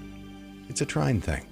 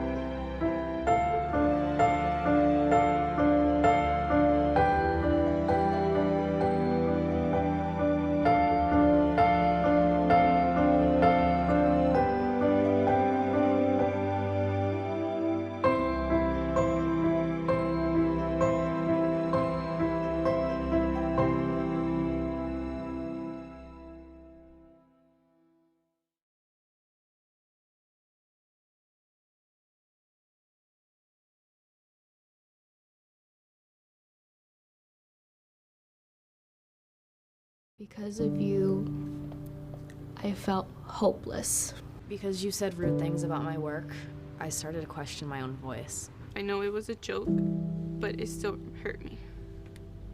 Because of your negative comments online, I've almost quit doing the one thing that makes me happiest in life. Because you shared something about me that was private, I felt embarrassed. Because you said hi to me on the first day of school, I felt included and I knew that I was going to be okay. Because of you sharing your story with me, I feel comfortable sharing my own. Because you were there when I was coming out, you helped me regain my confidence. I'm still here today because of you.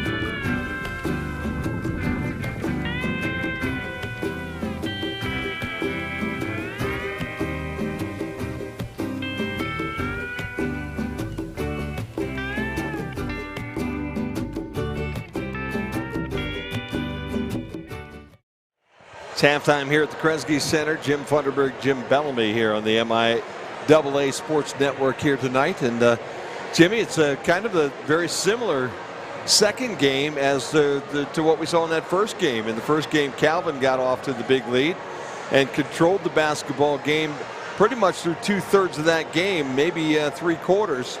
They were up by 14 here at the halftime. Trine has come out and just been on fire and played some great basketball. Best basketball I've seen Trine play in the couple of years that we've been doing these games. And they are up now 43-30, 13-point cushion on the home Britons here. I think this is the Trine Thunder team that we expected to see from the beginning of the season.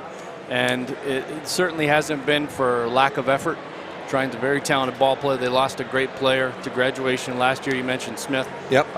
But, you know, they had some fantastic support in the underclass, and those young men have continued to grow up, and they've done some pretty good things this season. But again, this is the kind of basketball that we anticipated them playing, and while the effort has always been there all season, I would say tonight the intensity has kind of doubled.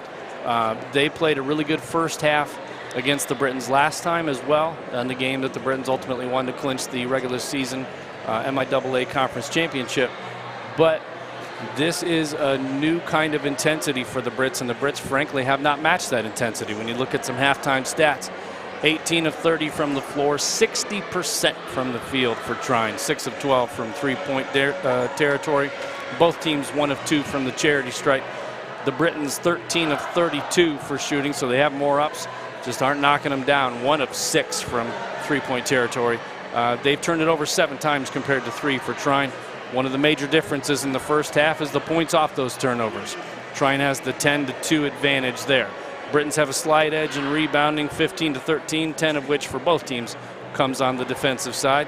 Trine's also doing a better job distributing the ball, making the giving people the better and open looks. 12 assists compared to 7. And points in the paint is dead even at 18. Let's scroll down and let's take a look at the individual scoring. The game's leading scorer right now is Langston Johnson with 11 points. He's 5 of 8 from the floor. 10 points for Maurice Hunter. He's 5 of 7, so you see some excellent shooting all the way around the board for the Thunder. 9 points for Jake Daniels, who's 3 for 4 from three-point territory. Marcus Winters has 6 points and 7 assists so far, so he's working on a double-double. 4 points and 3 boards for Brent Cox, and 3 points for Bryce Williams, who hit his only field goal attempt from 3. Kate Nebbeling leads the Britons with 8 points and 4 boards on 4 of 8 shooting. James L. Davis got in some foul trouble with those 2 fouls, so he sat a good portion of that first half down the stretch. 3 of 8 shooting, has not hit a 3. He has 6 points and 2 boards. 6 points also for Quentin Armstrong, along with 2 assists and 3 rebounds. 4 points for Cortez Garland, the MIAA Defensive Player of the Year. Only 2 of 4 from the floor, though. Does have 3 assists, 3 points and 2 boards for MJ Barnes. And Devin Holmes has a free throw and a rebound to round out the scoring. So a little bit of balance on both teams. But again, I think speed and intensity is really what was the difference in the first half. And you have to just take your hat off to the Trine Thunder. They're playing tonight probably the most inspired basketball that I can remember seeing them play. I would agree with you, Jim. And when you go back, if you go back, and they are looking at the look-in game there over at Hope, as the Lady Dutch are basically just running away from Calvin now, 51-17. If you go back to the game that we just did about 10 days ago right here in this gymnasium when the Brits locked everything up, that ball game really never got out of hand. Nobody got away from one another. It looks like the biggest lead all night long was about 5 points. It was a 2, 3, 4-point game all the way through from start to finish. And Trine did lead in that basketball game for much of that ball game. But the Britons able to come back and catch them there late as they were down by 6 to the Thunder there with about 4 minutes to play in the game, and then came roaring back and were able to beat them that night. But I'll tell you, it's going to take a much bigger effort tonight for the Britons to be able to come in and get this one this evening, as we have, again, a full half of basketball to be played. But it's going to depend on how the Brits come out and how they approach this second half. If they don't ratchet that intensity up a little bit on defense and Trine continues to hit the percentages that they've been hitting here in that first half, this ball game's over right now. But you can only that's why they play them. We don't get to speculate at halftime a final. We've got to play another 20 minutes of basketball. And Jim, all you have to do is look back to the 2 times these 2 teams played. The first time they played back in January, the Britons outscored Trine 57-44 in the second half, despite a lackluster first half start. So the game is so far going kind of in that same direction that the first one did. The second game, though, a lot more tightly contested because the Britons had a chance to clinch, and Trine was doing everything in its power to not allow the Britons to clinch at their expense. That was the 36-33 second half. So if you're an optimist for the Brits, you look at that first time they played, and the Brits put up 57 points in that second half. You have to think the capability is there with that team to turn it on in the second half. But a lot of that's going to have to do with James L. Davis. And with 2 fouls, it was obviously a very wise move by Coach May to not continue to let him kind of work the kinks out and risk picking up that 3rd foul. You know, now he has 3. He can probably go most, if not all, of that second half. I'm sure they'll still sub him in and out to keep the fresh legs and keep him sharp for down the stretch. But again, between Ebling, James L., and maybe 1 or 2 other players, they're really going to have to become difference makers in the second half. And because of fouls, James L. never had a chance to do that in the first half. You know, you talked about it. We talked about it in the first game. We speculated early on whether taking the extra couple of days off was going to hurt these 2 teams, Calvin or Albion, who both had the byes with the number 1 and the number 2 seed. I don't think it really hurt Calvin whatsoever. I think that double technical foul then by Adrian just fired up, by their coach, fired up their team, and they took it to the house at the end of that basketball game.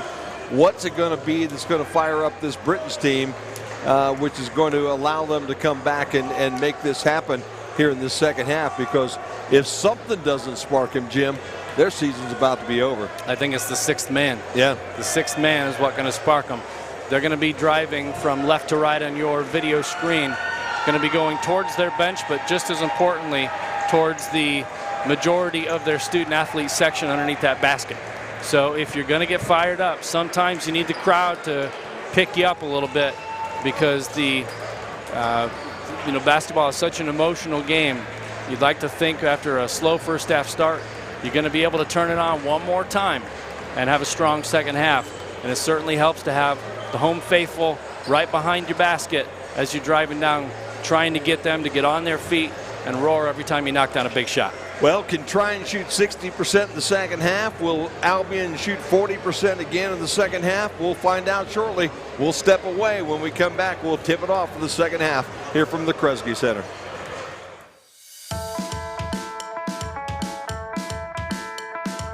You are dynamic and multi-talented. You have goals, new ideas, and the beliefs that you stand by.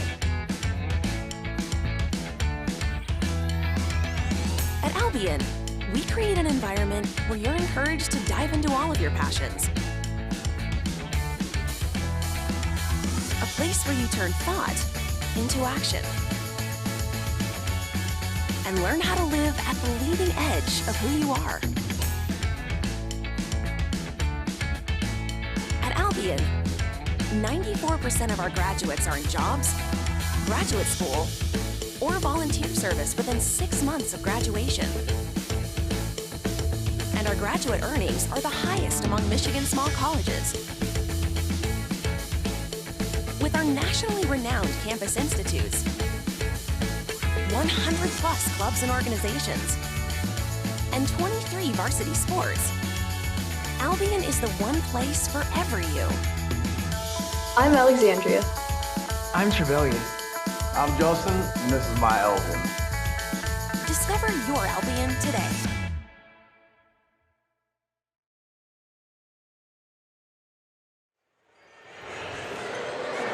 Both teams back here on the gymnasium. Coach Jody May just basically walking away from his team, who are huddled up in front of their bench. And I guess probably a pretty good idea. I don't think Coach coached them any differently in that first half. I think it's all up to the young guys in the purple and gold if they're going to be able to get out and turn this bad boy around. And it's going to take the intensity level that Trine started with to open up this second half and start to cut in that lead. You allow Trine to get off as quick as what they did in this basketball game, you're going to be looking at a 20-plus point deficit here really quickly. And I don't know anybody, either one of these two teams, going to come back from that one. 13's a stretch. That's what we have right now. 43-30. We're ready for the second half of basketball here from the Kresge, as Trine will get the ball to open everything up, and they have the 13-point lead. And again, just want to take a moment to thank Matt Aaron and the staff at Albion College for their gracious hospitality tonight, and all the athletic directors and sports information directors at the 4 schools for helping us put those pregame interview videos together. Greatly appreciate it. Starting 5 for both teams: Langston Johnson, Jake Daniels, Marcus Winters, Maurice Hunter, and Brent Cox for the Trine Thunder. Wide open. Cox all by himself in the corner, and he's got the first bucket of the second half, and just like that, it's a 16-point cushion. Cortez Garland, MJ Barnes, James L. Davis, Quentin Armstrong, and Caden Ebling. And Jimmy, I think it's going to be the first couple of minutes of this half that's going to tell us whether Trine's going to roll in the second half or whether the Brits going to make a game of it. Just like that, Ebling finds himself open underneath the hoop. James L. Davis finds him, and he cuts the lead back to 14. It was important for Trine to knock that first shot down coming out of the half. Don't let the Brits get on a 6-8-0 run to start. Marcus Winters from deep. No, Brits fight for that basketball, and James L. Davis comes up with it. Barnes did a really good job of stepping in front of Jake Daniels right there just to make sure he couldn't get the ball. I'll tell you what, Daniels is just absolutely hustling all around this basketball floor tonight. Like that young guy. Armstrong can't get it to go, but he fights for the rebound. Has he got another opportunity? Yes, he does. Too hard. Ball gets tipped. Trine with the basketball, and they're in a hurry. Marcus Winters throws it underneath. Langston Johnson, he'll get the foul. It'll go against the Britons. Quentin Armstrong with the push. Nope, they're going to call that on Cortez Garland. I'm sorry. Yeah. Not 3-2, just 3 all by itself. Cortez Garland with the push. And that'll send his opposite number, Langston Johnson, to the free throw line for a couple. 74% free throw shooter. Langston Johnson, the team's leading scorer at 18 points per game. He has 11 already, looking for 12 with this one. And just like that, it's a 16-point game. James L. Davis will bring it to the front court. Quentin Armstrong over to Cortez Garland. Caden Ebling comes out and sets the screen. Garland throws it up. Ebling was going to use the alley-oop there, but that ball not where it needed to be. And the miss gives the ball back to Trine. Cox sets up. I would think that Trine going to play pretty deliberately here. Try to get that ball moved back inside again. They were doing so well early in that ball game. 10 seconds to shoot. So they go down to Hunter. Ebling has him. Hunter bumps his way in, reverses. Oh man, gets the foul on Ebling. I think he just lost a handle. That's what it looked like to me too. They've been calling that a no call all night long in both games. Ebling had his spot as you watch this on the other end. That's an early replay. Dick Ritter checks in, says second half, let's go Brits. Maurice Hunter now from Monroe, Michigan, the senior, makes the first one.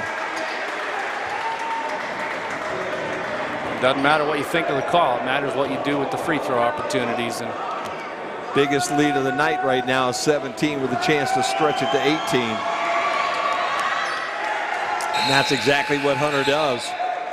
Substitution, Bryce Williams checks in. Hunter takes a seat. Go a little quicker. He's going a little smaller on the defensive end right now, trying to slow things down in that backcourt for the Britons. And the Britons now find themselves down 18 points with 18 minutes to play. Well, if you fancy yourself a second half team, you're going to need to have a whale of a second half. A little sloppy and a little slow with those passes tonight for the Brits. Maybe we should credit the other side as Trine very quick breaking on those passes, not allowing anything to happen without a contestant. And it finally get a foul underneath as Ebling gets one, trying to work through the pines underneath, and I believe that'll be Cox that gets that one. Nope, they're going to give it to Jake Daniels. That'll be 1 on Daniels now tonight. And Ebeling will get a chance to go shoot a couple free throws. 81% free throw shooter is Caden. First one catches nothing but net. There's the difference a home floor makes right there. Yeah, things get quiet around here, doesn't it? Quiet. Yes, sir. Cox to the bench, Hunter back on the floor.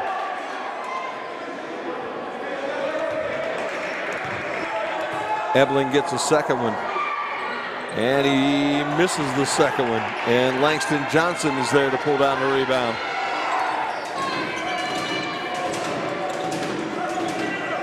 Hunter swings it around the left side to Marcus Winters. Then they throw it inside to Langston Johnson, and Johnson lost the handle. Just flat out got that one taken away.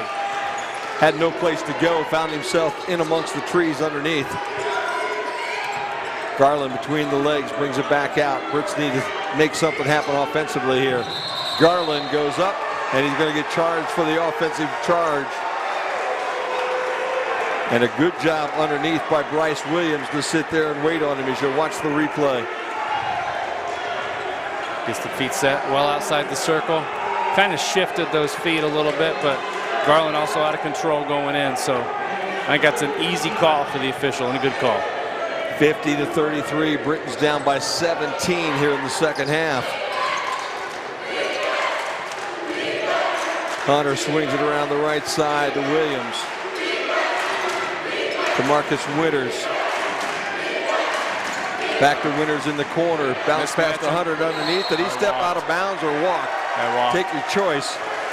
Negates a three-point shot that was thrown up by Langston Johnson, but I believe he stepped out of bounds and then he traveled. There's the step on the end line, I believe, and then the walk as he slid the feet around. And like you said, it wipes a three-point basket off the floor that would have made this a huge 20-point lead. MJ Barnes gives it up to James L. Davis. Somebody going to have to take charge on this offensive end for the Britons. Ebeling says, I'll be the guy through the double team. Leaves the hook shot short. And an easy rebound for Maurice Hunter. Yeah, he had James L. standing up the three-point line right there while Caden was double teamed with the help. Could have kicked that one back out for an open look. Kick to the corner for Williams for three. No, boy, that would have been a dagger right there. James L. Davis. MJ Barnes straight on but short. Brits been short all night long, Jimmy. Nothing going in as the Brits having a difficult time. Three-pointer from the corner off the front iron. I'll tell you what, Langston Johnson hadn't missed many of those tonight. Nope, they got away with a walk there, though, too. I think that might have kind of thrown the whole thing off. Britain's now trying to reset everything on this end. 15.5 minutes to play. There's plenty of time, but you got to start cutting into this lead. Can't have any more worthless attempts down here. And Caden Ebeling says, all right, I'll connect on this one, and we'll cut it back to 15. Now can Trine answer, avoid the Britons going on a run. Marcus Winter gives it to Williams, and it comes back outside to Maurice Hunter.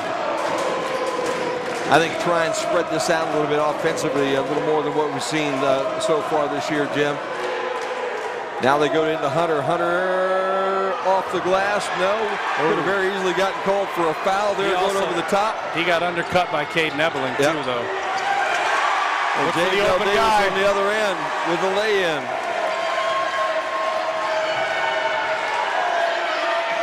Langston Johnson straight on, too hard. Quentin Armstrong with the rebound. Maybe we've had our turning point in this basketball game, Jim. As the Britons playing with a little more energy. James L. too hard. Quentin Armstrong, though, able to pull it on down. That one came out in no man's land. Garland at the free throw line. Into Armstrong. Has it blocked away, and they'll go out of bounds and stay with the Brits with 9 to shoot. Tell you what, Maurice Hunter is absolutely a force underneath that bucket. We've got immediate timeout. 14-17 to play in the ball game. Brits down 13, 50-37 in the MIAA semifinals from Albion College. Me and my boy Matt had it good. He had catnip that was off the hook. But one day, he brings a girl home, and she's allergic to cats. Every sneeze was a nail in my coffin. Now I'm in a shelter. It's decent, but they don't even have Wi-Fi.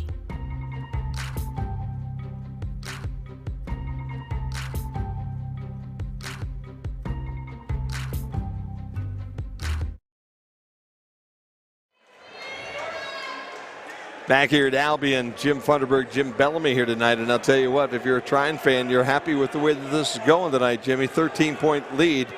Things have gone a little bit the Britons' way in the last minute or so. But so far, it's been all Trine Thunder here tonight as they've come out and put on a display. Maybe cooling down just a little bit in the second half. And as you said, maybe the legs will get them as we go a little bit deeper. Tomorrow night's going to be a fun game. We'll bring you the final tomorrow night, no matter who's playing, at 7:30 here from the Kresge Gymnasium. Adrian's punched their ticket. They're waiting. Will it be Trine? Will it be Albion? Right now, it looks like Trine. Quentin Armstrong. James L. 3. Got it. 50-40. That gets the Britons crowd involved. Into the game is Aiden Warzecki for the Trine Thunder. Williams kicks it down inside to Johnson, who leaves it on the right side of the bucket. And those shots that were going down a little while ago, Jimmy, now are going to the right, to the left, or a little bit short. Trine starting to cool down just a smidge. And just as you give Trine's defense the credit in the first half for the Brits offense, got to credit the renewed vigor for the Britons on defense. James L. with another one, a little short. Ball tipped away, Langston Johnson in a hurry. Williams from the right wing, he's got 3. That'll slow things down a little bit. Bryce Williams going to be a good basketball player in this conference as he gets a little older too, just a sophomore. Williams is 6'3", good size, good handle. From a good basketball background, and the reach-in foul will go against Trine and Marcus Winters. Winters trying to fight through a screen up top, trying to guard James L. Davis. Gets the hands in there, gets the whistle. Daniels comes in, Williams sits down. Also, you bring the big fella Mitchell Geller into the ball game. And Maurice Hunter. Now, I'm sorry about that, that's Cox. Cox was on there. I keep getting Geller and Cox mixed up. So Mrs. Geller and Mrs. Cox, I apologize. How's that? Juwan Perry with the floater as he came in off the bench. Maybe he can give the Brits a spark. It's an 11-point game. Strong drive right there, was not taking no for an answer. Got to get it down underneath 10 with 10 to play, I'd say. Nice pullback. Shot's a little short. Maccabee pulls down the rebound as Jake Daniels left that one on the iron. What do you do with it now? I'll tell you what, you score it if you're a Brits fan, that's for sure. Armstrong's got the double team down there, triple team, out to Juwan Perry, then back into Quentin. Hook shot no good, a little short, Aiden Warzecka. And again, you're going to get to kick that back out to a shooter, Jimmy. They're clogging up that lane with 2 and 3 bodies. Good defense by Brent Cox there. Very good defense by Brent Cox. Back out front for Marcus Winters. Kicks it into the corner. Winters again. And a mismatch underneath. Right side to Warzecka. 5 to shoot, 4 to shoot, 3 to shoot. Fires it up. It's short. But the rebound comes off to Trine. Shot no good. James L. Davis brings it in. Cox missed that one. Davis going end to end all the way to the iron, and he's got the lay-in. It's a 9-point contest. You see the door starting to crack open. And the gym's gotten loud all of a sudden. There's a good crowd here from Trine. They were the ones making the noise in the first half. As they should have been. They played a phenomenal first half. It's the hometown now that's making the noise in the second half. 11:29 to play. Ball goes in underneath the Hunter.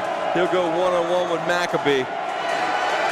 Back out front into the corner to Cox, the show and go. Back to Hunter on the low block. Back out front, Johnson, with the time clock had expired. Good defense by the Britons that time. As the shot clock went to 0, even though you couldn't hear the buzzer.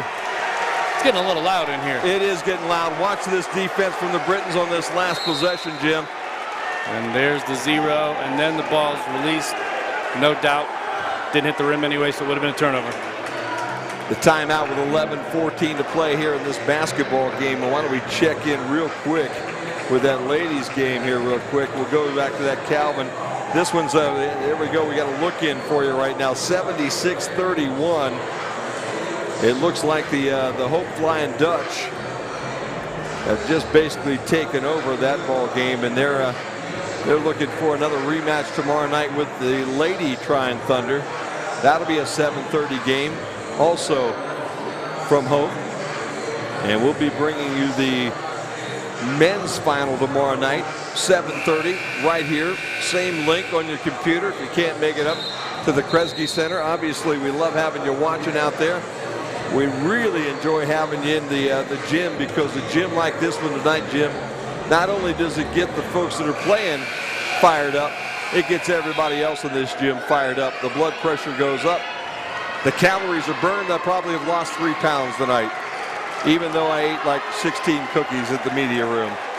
I think I've offset that. They were good cookies, though. They were good cookies, though. I agree. So the ball will be inbounds by the Britons. They finally cut this lead back down under double digits. Let's see if they can keep it going. Juwan Perry with the basketball to Caden Ebling. The Brits now starting to run their offense a little bit from the top end. James Zell, he's got Langston Johnson on him. Throws the ball to Juwan Perry, and the ball was tipped away just a little bit by Bryce Williams, and then Perry got his fingers on it before it went out of bounds. And again, great defense by Bryce Williams. And by all these Trine Thunder, they have brought it here tonight. There's no doubt about it.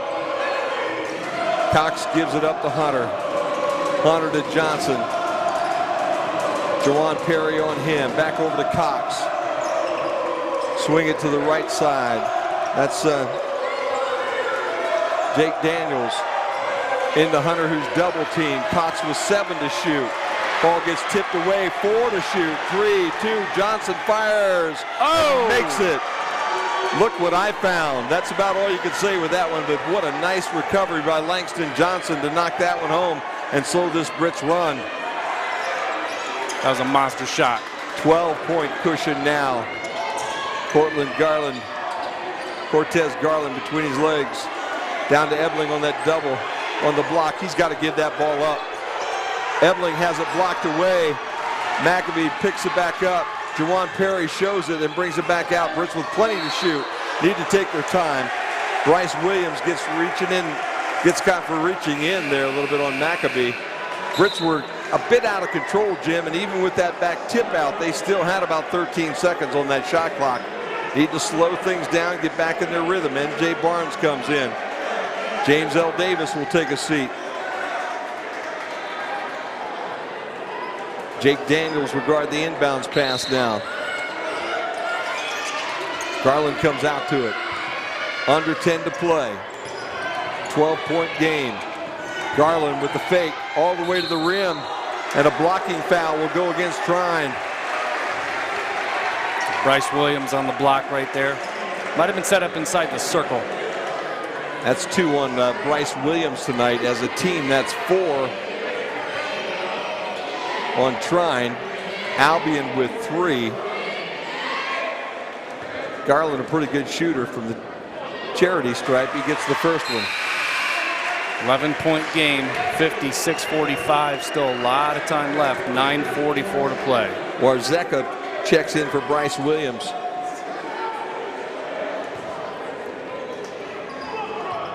And both free throws makes this a 10-point basketball game again. Langston Johnson with Cortez Garland on him. Warzeka. Maurice Hunter. This offense has moved all night long. 3-point shot, spins in and comes back out for Jake Daniels. McAbee with the rebound. Brits in a hurry. Here comes Garland all the way to the hole, and he'll be fouled by Warzeka. It's hard to contend with that speed. When Garland puts it into that second gear, even though he didn't have numbers, because Ebling had taken a tumble but Hunter also wasn't back on defense, so you had the paint pretty much open. Perry, Barnes, Garland, Maccabee, and Ebeling for the Britons right now. As Garland makes the first one, it's Hunter, Johnson, Marcus Winters, Jake Daniels, Warzeka, the 5 on the floor for the Trine Thunder at this point. And Garland now has made 4 free throws in a row, and with that, Bryce Williams will check back in, and Aiden Warzeka will take a seat on the bench. Britton's now showing a little full court press. Cortland Garland, the defensive player of the conference of the year this year with Marcus Winters. They fight their way into the front court. Crowd noise starting to ratchet up. Game's 8-point different. Langston Johnson has MJ Barnes on him. 11 to shoot. Williams to Hunter. 6 to shoot. Down the lane, double team. Ball gets knocked away by Caden Ebeling. And the Britons have a chance to get this to be as close as it's been for a long, long time. MJ Barnes down to Ebeling. Lost the handle for a minute. The double team back out front. Jawan Perry standing all by himself. Cortland Garland goes to the rim. Switches from the right hand to the left hand. And this is a 6-point contest with 8:26 to play and a timeout from the Trine Thunder. What a basketball game. Boy, I'll tell you, Jim, we said coming into this thing tonight, we hope we're going to get 2 good ones. Well, I mean, 80 to 78 the opener. Yeah, that wasn't too bad, you know? Yeah, down 14, 80 to 78, and an opportunity in that first game. Make a first free throw, miss a second, and he did it. DeVries did it exactly as you draw it up, with that free throw hitting off the front rim, and he got the rebound, but then the ball got tied up, and before they could call the foul, the game clock ran out. So, you know, you hoped that the second game would be able to live up to the expectation or the delivery of the first game, and so far it has been that, and there's a lot of time left to go. So 6 points is close it's been in quite a while, and the Britons crowd is starting to really become a factor here at the Kresge Gymnasium. Britons were down by as many as 18 in this second half, and they have battled their way back to 6. Do they have enough to get over the hump and continue this run? They've had this happen to them a few times this year, Jimmy, where they've fallen down by double digits early in that first half and had to battle all night long to eventually pull that win out at the end of the ball game. Is this going to be one like that? Or has Trine finally figured him out after 3 losses, and Brooks Miller and his basketball team about ready to maybe send the Britons home tonight? It's not the kind of game that you would think based on the season statistics. The Britons come in scoring 79 a game. Trine gives you 75. And both teams give up in the 70s too. Now there's a lot of time left. It's possible this game may get to the 70s, but right now it's not playing like a mid to high 70s kind of game. Cortez Garland and Langston Johnson battling one another down the rim. Langston Johnson misses the first shot and is able to get his own rebound and put it back in and move that lead back up to 8. Garland again, bouncing hard. Ebeling. Spin move. Right hand hook shot, no good, but a whistle underneath and a reach in. And Maccabee, I think, got bailed out just a little bit. Justin looking for real estate, looking for a spot to be able to put up a shot. Finally found one. Foul will go against 33, Brent Cox. And that's 4 fouls on Brent Cox now on the night. And Cox really only 7 points, but a vital part of this team. So they can ill afford to lose him. Maccabee makes the first one. James L. Davis about to check in. Quentin Armstrong to check in. Hunter also checks in for Cox. Maurice Hunter comes in. Cox is I'll tell you what, I like everybody on this floor right now, Jimmy. These are 2 very good basketball teams. This Trine team has player after player. They keep bringing them in. They substitute them out. And now we've got a media timeout maybe. Yeah. I don't think he'd call those between free throws. If it's media timeout, you get it at the end of the second one. You would, and I maybe who called Did they miss one? it?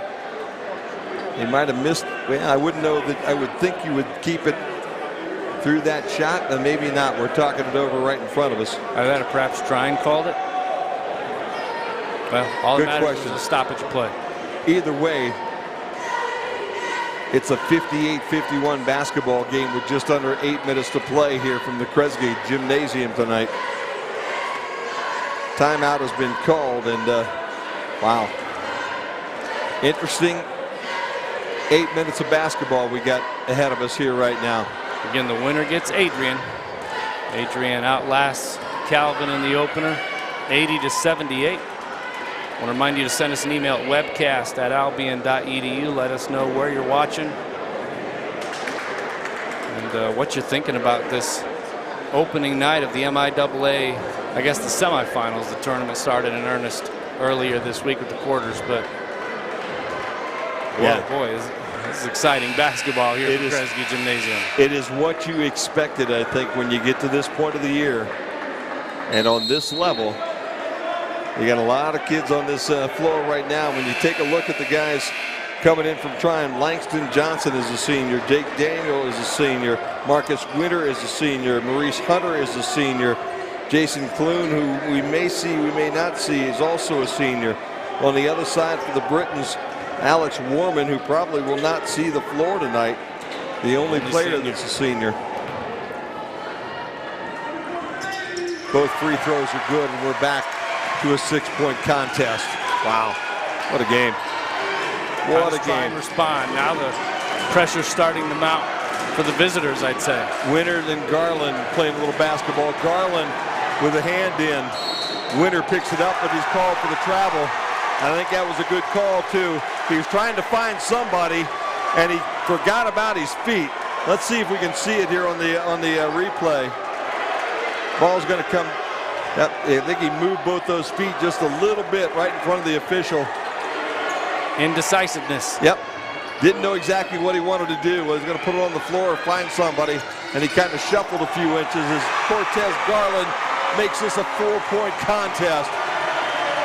Young fellow was a defensive player of the year, starting to find his way on that offensive rim as well. It's that quickness, Jim. If he sees that crease to the basket. Hunter has the ball knocked out of bounds. And all of a sudden, the wheels are starting to wobble just a little bit on this big old Trine machine that's been rolling up until this point. James L. Davis, Cortez Garland bring the ball up front. Armstrong with the pick. Johnson worked around it to James L. into Armstrong. He'll work on Hunter. Here comes the double team. Armstrong had the ball tipped away. It'll be Trine basketball. Hunter has had a whale of a game underneath. He has really given our bigs a tough time underneath, and Jake Daniels makes us pay with a 3-point shot. It's a 7-point contest. Daniels has 12. Again, if you saw the last contest between these two teams, you should not be surprised by Daniels' willingness to shoot that three and his ability to knock it down. He feels as comfortable in this gym as anybody else. That ball rebounded by the Brits after the miss. 17 to shoot. Maccabee with 2. Justin Maccabee from East Lansing now with 4 points, and they've been big ones. Back out front comes the ball. You can hear the crowd. It's a 5-point basketball game. 3-point shot again. This time it bounces out, and Armstrong pulls it in. Daniels wanted a foul, but I think that was as much of a flop as anything else. Chance to cut it to 3, maybe 2. Close defense, but he kind of hit the ground and didn't have to, and the officials weren't buying it.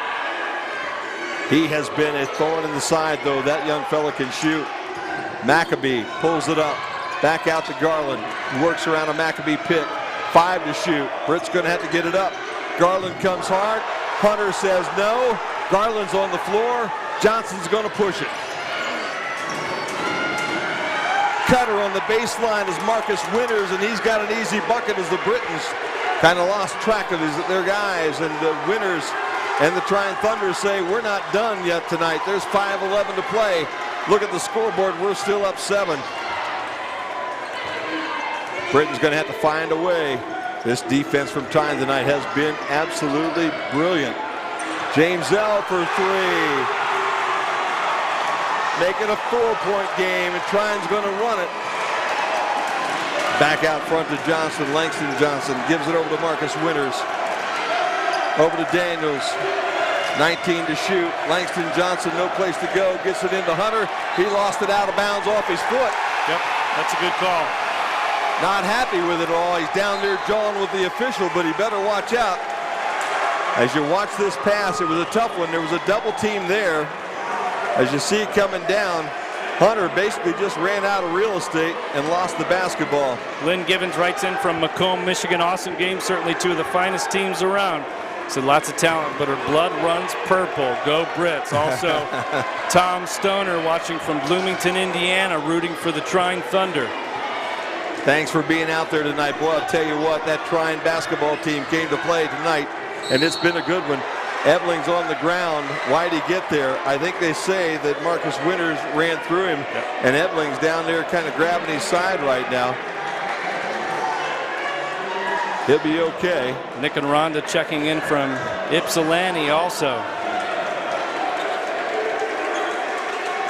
This has been a battle. I'll tell you what, it is not for the faint of heart down there around that rim. On that last time out, Brent Cox checked back in, the freshman out of Kendallville. He's playing with 4 fouls right now. Caden Ebling will go to the free throw line. As the Britons now are in the bonus for the rest of the night. That's team foul number 7 on Trine. Britons have only committed 3 fouls here in the second half. Ebling with the first one, and it stays. This is going to be one of those areas, Jim, where the Brits want to continue to chip away at this lead. They're going to get to the line. Yeah, they are. They're already in the bonus. They're going to have to cash in. They've only committed 3 team fouls. So plenty of fouls to give. Not that you necessarily want to, but again, you have to convert these free throws. Maurice Hunter did not have much of a breather as he's back out on that basketball floor as Brent Cox comes to the bench with those 4 fouls again. It's a 2-point game. This is the closest it's been since the tip. Try and hit a 3-pointer to open everything up. They've led the rest of the way.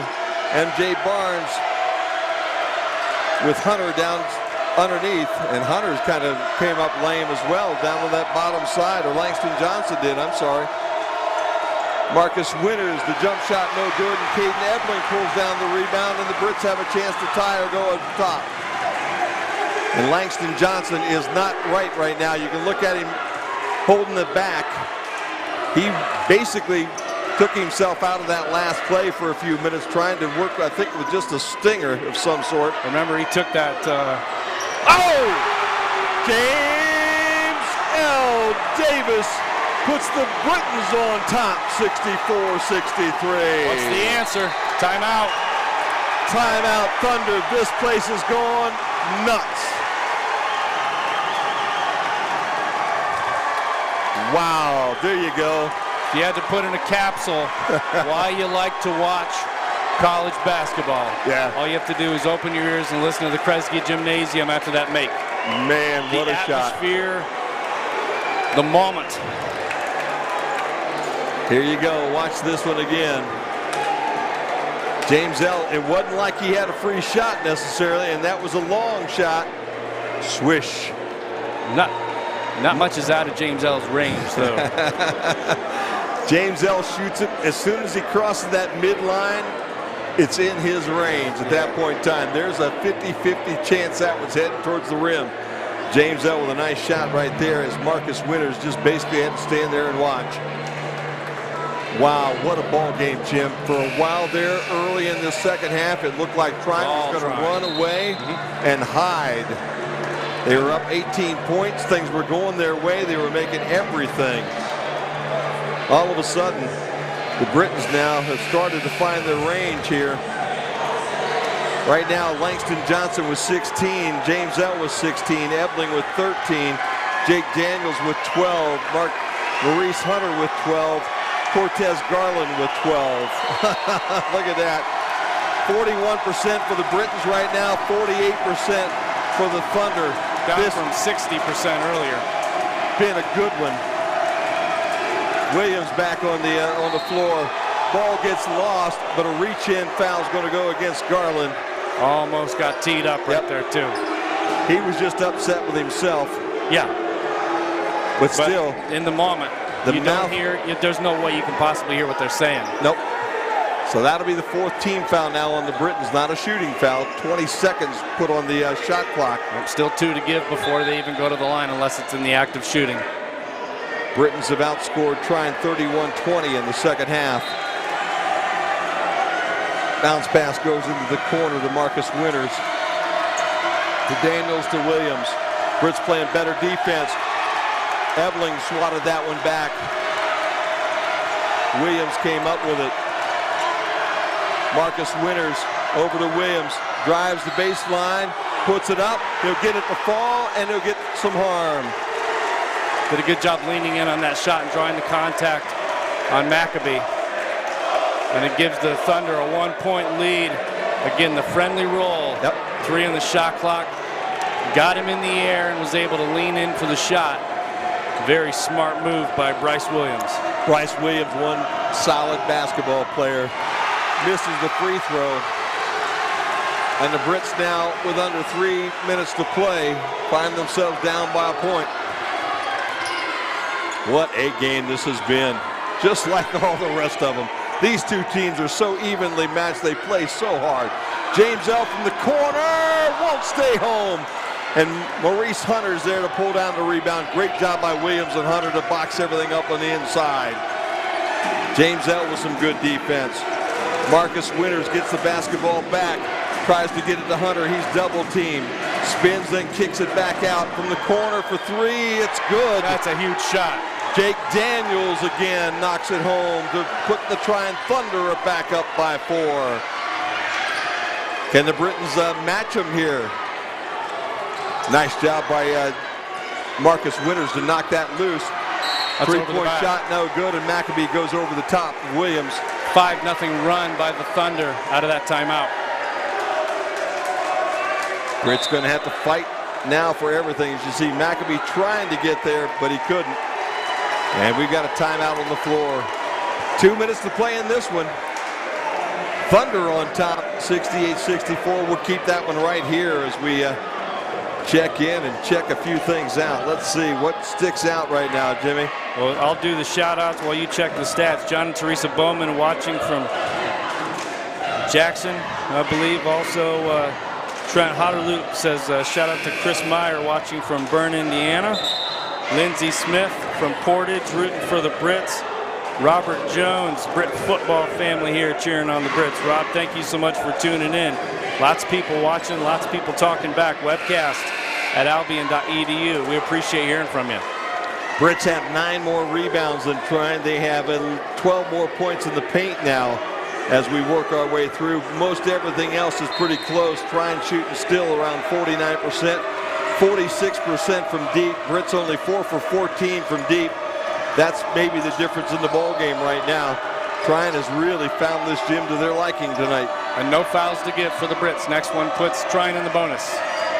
Trine working some offense with 14 to shoot. Down in the corner, back out front to Williams. He'll spin in the lane, no place to go. 7 to shoot. Down to Hunter, who got loose, and he lays it in. Very patient Trine basketball team, and Hunter has 12 now. And the Thunder up by 6. 2-possession game. Pretty big hill to climb, though, for the Brits. Gonna have to make some points every time and get a couple of stops. Ebling inside. He's got Hunter on him and the double team waiting and the triple team waiting. Garland to Maccabee. Up too hard. Ebling tips it back in. 1:04, and it's a 4-point game. Britons need a stop here. Try and go to take their time. They've got 22 to shoot, 54 on the game clock. Hunter's happy to sit out here and wait for a minute. So is Marcus Winter. Johnson drives, and he gets it. How is that not a charge? I don't know. He ran right through Caden Ebling. Doesn't matter, 39 seconds, 6-point game. James L for three, in and out. Ebling with the rebound. Back up strong, leaves it short. Tip up, no by James L. Back up, no good. Foul on Johnson, but 29 ticks left. 6-point lead, Trine. Time's a precious commodity right now for the Brits.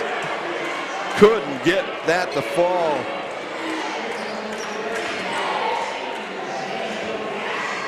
Right after the game, we'll talk to the winning coach here tonight.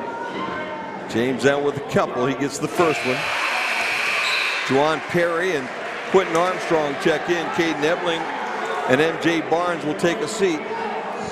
Britons need to get the basketball back without Trine scoring. It's still going to be a two-possession game, even if James L makes this one, and he does. So the Britons will take a timeout. 29 ticks left, 72-68. We'll keep it right here. Oh boy, Jimmy, what a ball game. Marianne Metry from Columbus, Georgia writes in, says Mo Hunter is a beast. Yes, he is. I wholeheartedly agree with you, Marianne. He's definitely an integral part of the Trine Thunder squad, but they're a deep team, Jim. They are a deep team, but Mo Hunter has played a whale of a basketball game here tonight for the Thunder. Hunter with 12 points tonight. He's got 7 rebounds on the evening. He's 2 for 2 from the free throw line, 5 from 8 from the floor tonight. James L. Davis has 19 now, 8 for 17. Tell you the guy that's leading them all at this point for Trine, Langston Johnson, was 16 this evening. He's hit some big shots. And the other guy, Jake Daniels, 5 for 9 with 15 points tonight, 5 for 7 from behind the arc as the Brits put on the full court press. Trap him in the corner. Ball gets tipped out of bounds. Still stays with Trine. Shot clock's off. Shot clock's off. But you got a 10-second time or two on this whole thing, and we got to be at least halfway through that. Trine's got to be down to about 3 or 4 ticks to get this ball across that midcourt stripe. I'm saying 25.4, I believe, putting 2 tenths back on. Not that that necessarily matters in the grand scheme of things. Double out here at the midcourt line if Johnson can get it to him. Brits doesn't want to let him in. Hunter with the basketball. He gets the ball over to Marcus Winters. Keep away. Yep, got a foul now. And the foul will go against the Brits and sent Bryce Williams to the free throw line. And you have to, Jim, you're right. 20 seconds left to go. Williams could pretty much seal it down right here. If he hits both these free throws. Caden Ebling comes in. Quentin Armstrong will swing out. Jim Bellamy's going to swing down to the floor right now to talk to the winning coach, and we're just 20 ticks away from that one. Brits find themselves down 4. Bryce Williams will go to the free throw line. He's an 86% free throw shooter. Williams did miss one the last time he was here. He's 2 for 4 on the night, making 3 for 5 now. And if he knocks this one down, it's a 6-point game with 20 seconds to go. Second shot by Williams on its way, and he very calmly misses it on the front of the iron. James L. Davis going to bring it up in a hurry. He needs to get a 3. James L. all the way to the rim, back outside. McAbee, somebody needs to take a shot. James L. from deep, a little bit short, comes off to Langston Johnson, and that's going to seal it tonight. 7 ticks left. The Brits win the regular season crown, but they're not going to be able to cash in this tournament crown here on their home floor this year, as they're going to fall in a tough one tonight, 73-68. Langston Johnson with a chance to shoot a couple. And it looks like we're going to be back here tomorrow night to do an Adrian Trine basketball game for the MIAA championship. Johnson gets the first one. And with that, it's a 6-point game. That's 21 now for Langston on the night. And he'll get another try, and this one also good. That makes it a 7-point game, and that pretty well does it. 7 seconds to go. Garland picks it up into the front court. He'll go end to end, lay it in. 3 seconds to go. It's a 6-point game now. Timeout, Brits. But it's going to take a miracle to be able to get this one pulled off here. Britons take the timeout. It'll be Trine basketball with just 3 seconds left to go in this basketball game. And I'll tell you what, this magic season for the Britons looks like it's about to come to an end. Albion came in today 21-4. The Thunder came in at 15-11. The Brits had beaten the Thunder 3 straight times, going all the way back to the MIAA tournament down at Trine last year. Beat them at Trine to open things up this year. Beat them in Albion here just about 10 days ago. But the Thunder came in with a new resolve tonight. And they're going to take this semifinal basketball win home with them tonight to Angola if they're heading home tonight. I don't know whether they may stay here in Albion, but more than likely they'll travel down the road about an hour and 15-20 minutes down to Angola tonight. Langston Johnson inbounds. He'll throw the home run pass to Mo Hunter, and he will slam it on the other end. And that's going to put the exclamation point onto this one tonight, as the Britons will fall to the Thunder. Quentin Armstrong tried to get back, but Mo Hunter wasn't having any of it. It's 76-70 with just 1.5 seconds to go. Cortez Garland, Trine goes to the sideline. Garland gets the three-point shot off, and he'll make it. It doesn't matter. The final tonight, 76-73. Trine win the semifinal game here at the Kresge Center. And tomorrow night, it will be Adrian and Trine playing for the MIAA tournament championship, with the winner going on to the NCAA. And the Britons feel a little disappointed, I'm sure, tonight that this one did not go their way, but it was a great ball game. They got down just way too many. 18 points down here early in that second half. They battled their way back. They made it a 78-73 game. But it wasn't enough at the very end, and the Brits will fall tonight to the Thunder. And Jim Bellamy down on the floor to talk to the winning coach here this evening.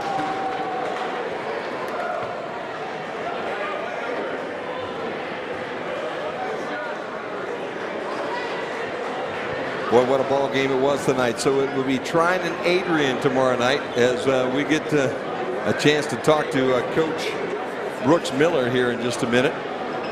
All right, here we go. Coach Miller coming back out. And Jim Bellamy and Coach Miller. Coach, congratulations. Hard-fought victory tonight. Why is it that the third time is the charm for the Thunder?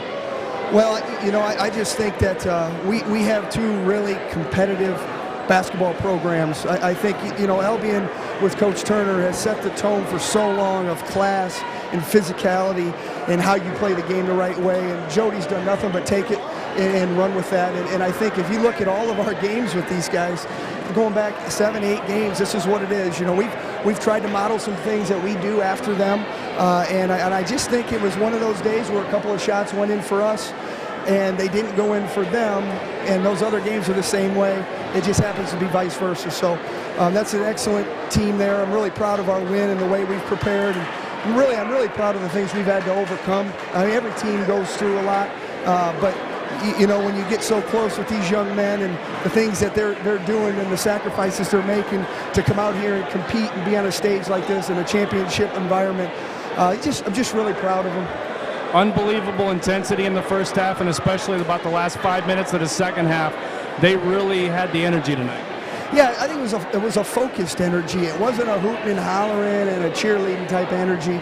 I think it was a mature energy that you should get when you got 5 seniors on your roster. So I'm proud of the leadership from those guys at practice and in the locker room and off everything. And they really, you know, they've done a lot of things to put themselves in this situation. And all year long, we're just focused on winning this tournament. You know, if we would have happened to have won the league in the process, that would have been great. But we've been there before. We won the league and lost last year. And, you know, it wasn't. So we've just been trying to do everything we can to develop the guys we can to give ourselves the best opportunity to extend our season. And I thought we did that tonight. Maurice Hunter was incredible tonight. You got to be proud of that young man. Well, if you knew his story, you ain't kidding. You know, and he battled through some mistakes, and that's what I was most proud of. He gave great resistance defensively. When things offensively, he wasn't perfect, and he's got a lot of support there with those guys out there, and it's just such a collective effort. And yes, absolutely. I don't know if I've ever been more proud of a young man than Maurice Hunter. So now you rest up a little bit, and then you get the Adrian Bulldogs tomorrow in the conference final. Break down that matchup real quick for us. They're a really good team. They're playing great basketball. I don't know if anybody's playing better basketball than them in our league right now. They're so aggressive and athletic, and they know us pretty well. They got 3 of our old players on that team, and Coach Lindsay was my assistant for 4 years. So we've had some really good battles with them, and I haven't really thought about it much. I'll go back tonight and watch their game and see what we got to do. But in the end, it's going to come down to some focus and your ability to make plays. And I think that they got some guys that can make some plays, and so do we. So I would expect a very similar contest tomorrow. Congratulations, and best of luck tomorrow night in the championship. Thank you very much. Back up to you, Jim. All right, as we'll put a wrap on this thing here kind of quickly by looking through some of the stats here this evening. For Trine tonight, they shot almost 53% from the floor. They came out tonight, as we said. If you missed the early tip and the early part of this basketball game, when the players were introduced, you could just tell Trine had a focus tonight that was going to be second to none, and they played a whale of a ball game tonight. 53% for a team from the floor, 46 from behind the arc, 50% from free throws line in the first half. That's how they got started. For the game overall, 52% from the floor, 46% from behind the arc, 73% from the free throw line tonight. Individually for the Thunder tonight, it was Maurice Hunter with 16 points. Langston Johnson had 20. Jake Daniels had 15, 8 for Marcus Winters. And boy, I'll tell you, that was it. 1, 2, 3, 4, 5 guys. Well, Bryce Williams had 9 too. 6 Trine Thunder scored tonight, but it was enough to make everything work for them this evening as they come away with the win tonight. For the Britons tonight, they really had a rough first half. Only shot 39% from the floor, 14% behind the three-point arc in that first half. Ended up on the night 41% from the floor, 30% from behind the arc. Shot 86% from the free throw line tonight. They were led in points this evening by Caden Ebling and Cortez Garland, both of them with 17. James L. Davis had 21. He led all scorers tonight for the Britons. Then it was 8 for Quentin Armstrong, who had kind of a rough night tonight. They just couldn't get Quentin in the flow real well. Milton Barnes with only, MJ Barnes with only 3 points tonight. Justin McApee with 4, Jawan Perry with 2, and Devin Holmes with 1. It was a tough night for the Brits. They were down 43-30 in the halftime, and then came back and outscored Trine 43-34 in the second half, but weren't able to get enough done at the very end to turn the tide for their basketball program tonight, and they will bow out. It was a great year. It was almost like the Trine year last year for these guys, Jim. They led it from wire to wire and then just couldn't make it happen here when it counted in the MIAA tournament tonight. 36 points in the paint for the Brits, 28 points for the Thunder tonight, 13 points on turnovers for the Thunder compared to 8 for the Britons. Second chance points, the Brits had 13 second chance points compared to 0 tonight for the Thunder. Fast break points 12-5 Thunder. Bench points 9-7 Thunder, and it just really was a good night for the Thunder. Biggest lead of the night, 18 points for the Thunder with 18 minutes left to go in the basketball game. For the Britons, they only had a couple leads tonight. Their biggest lead was just 1 point, and that was with 3 minutes and 36 seconds left to go in this contest tonight, and they were not able to win that last 3 minutes of the basketball game. Hence, the Thunder move on to the championship game tomorrow night against Adrian, and the Britain season is over. Yeah, it's going to be a really good matchup tomorrow night for the automatic bid to the NCAA tournament.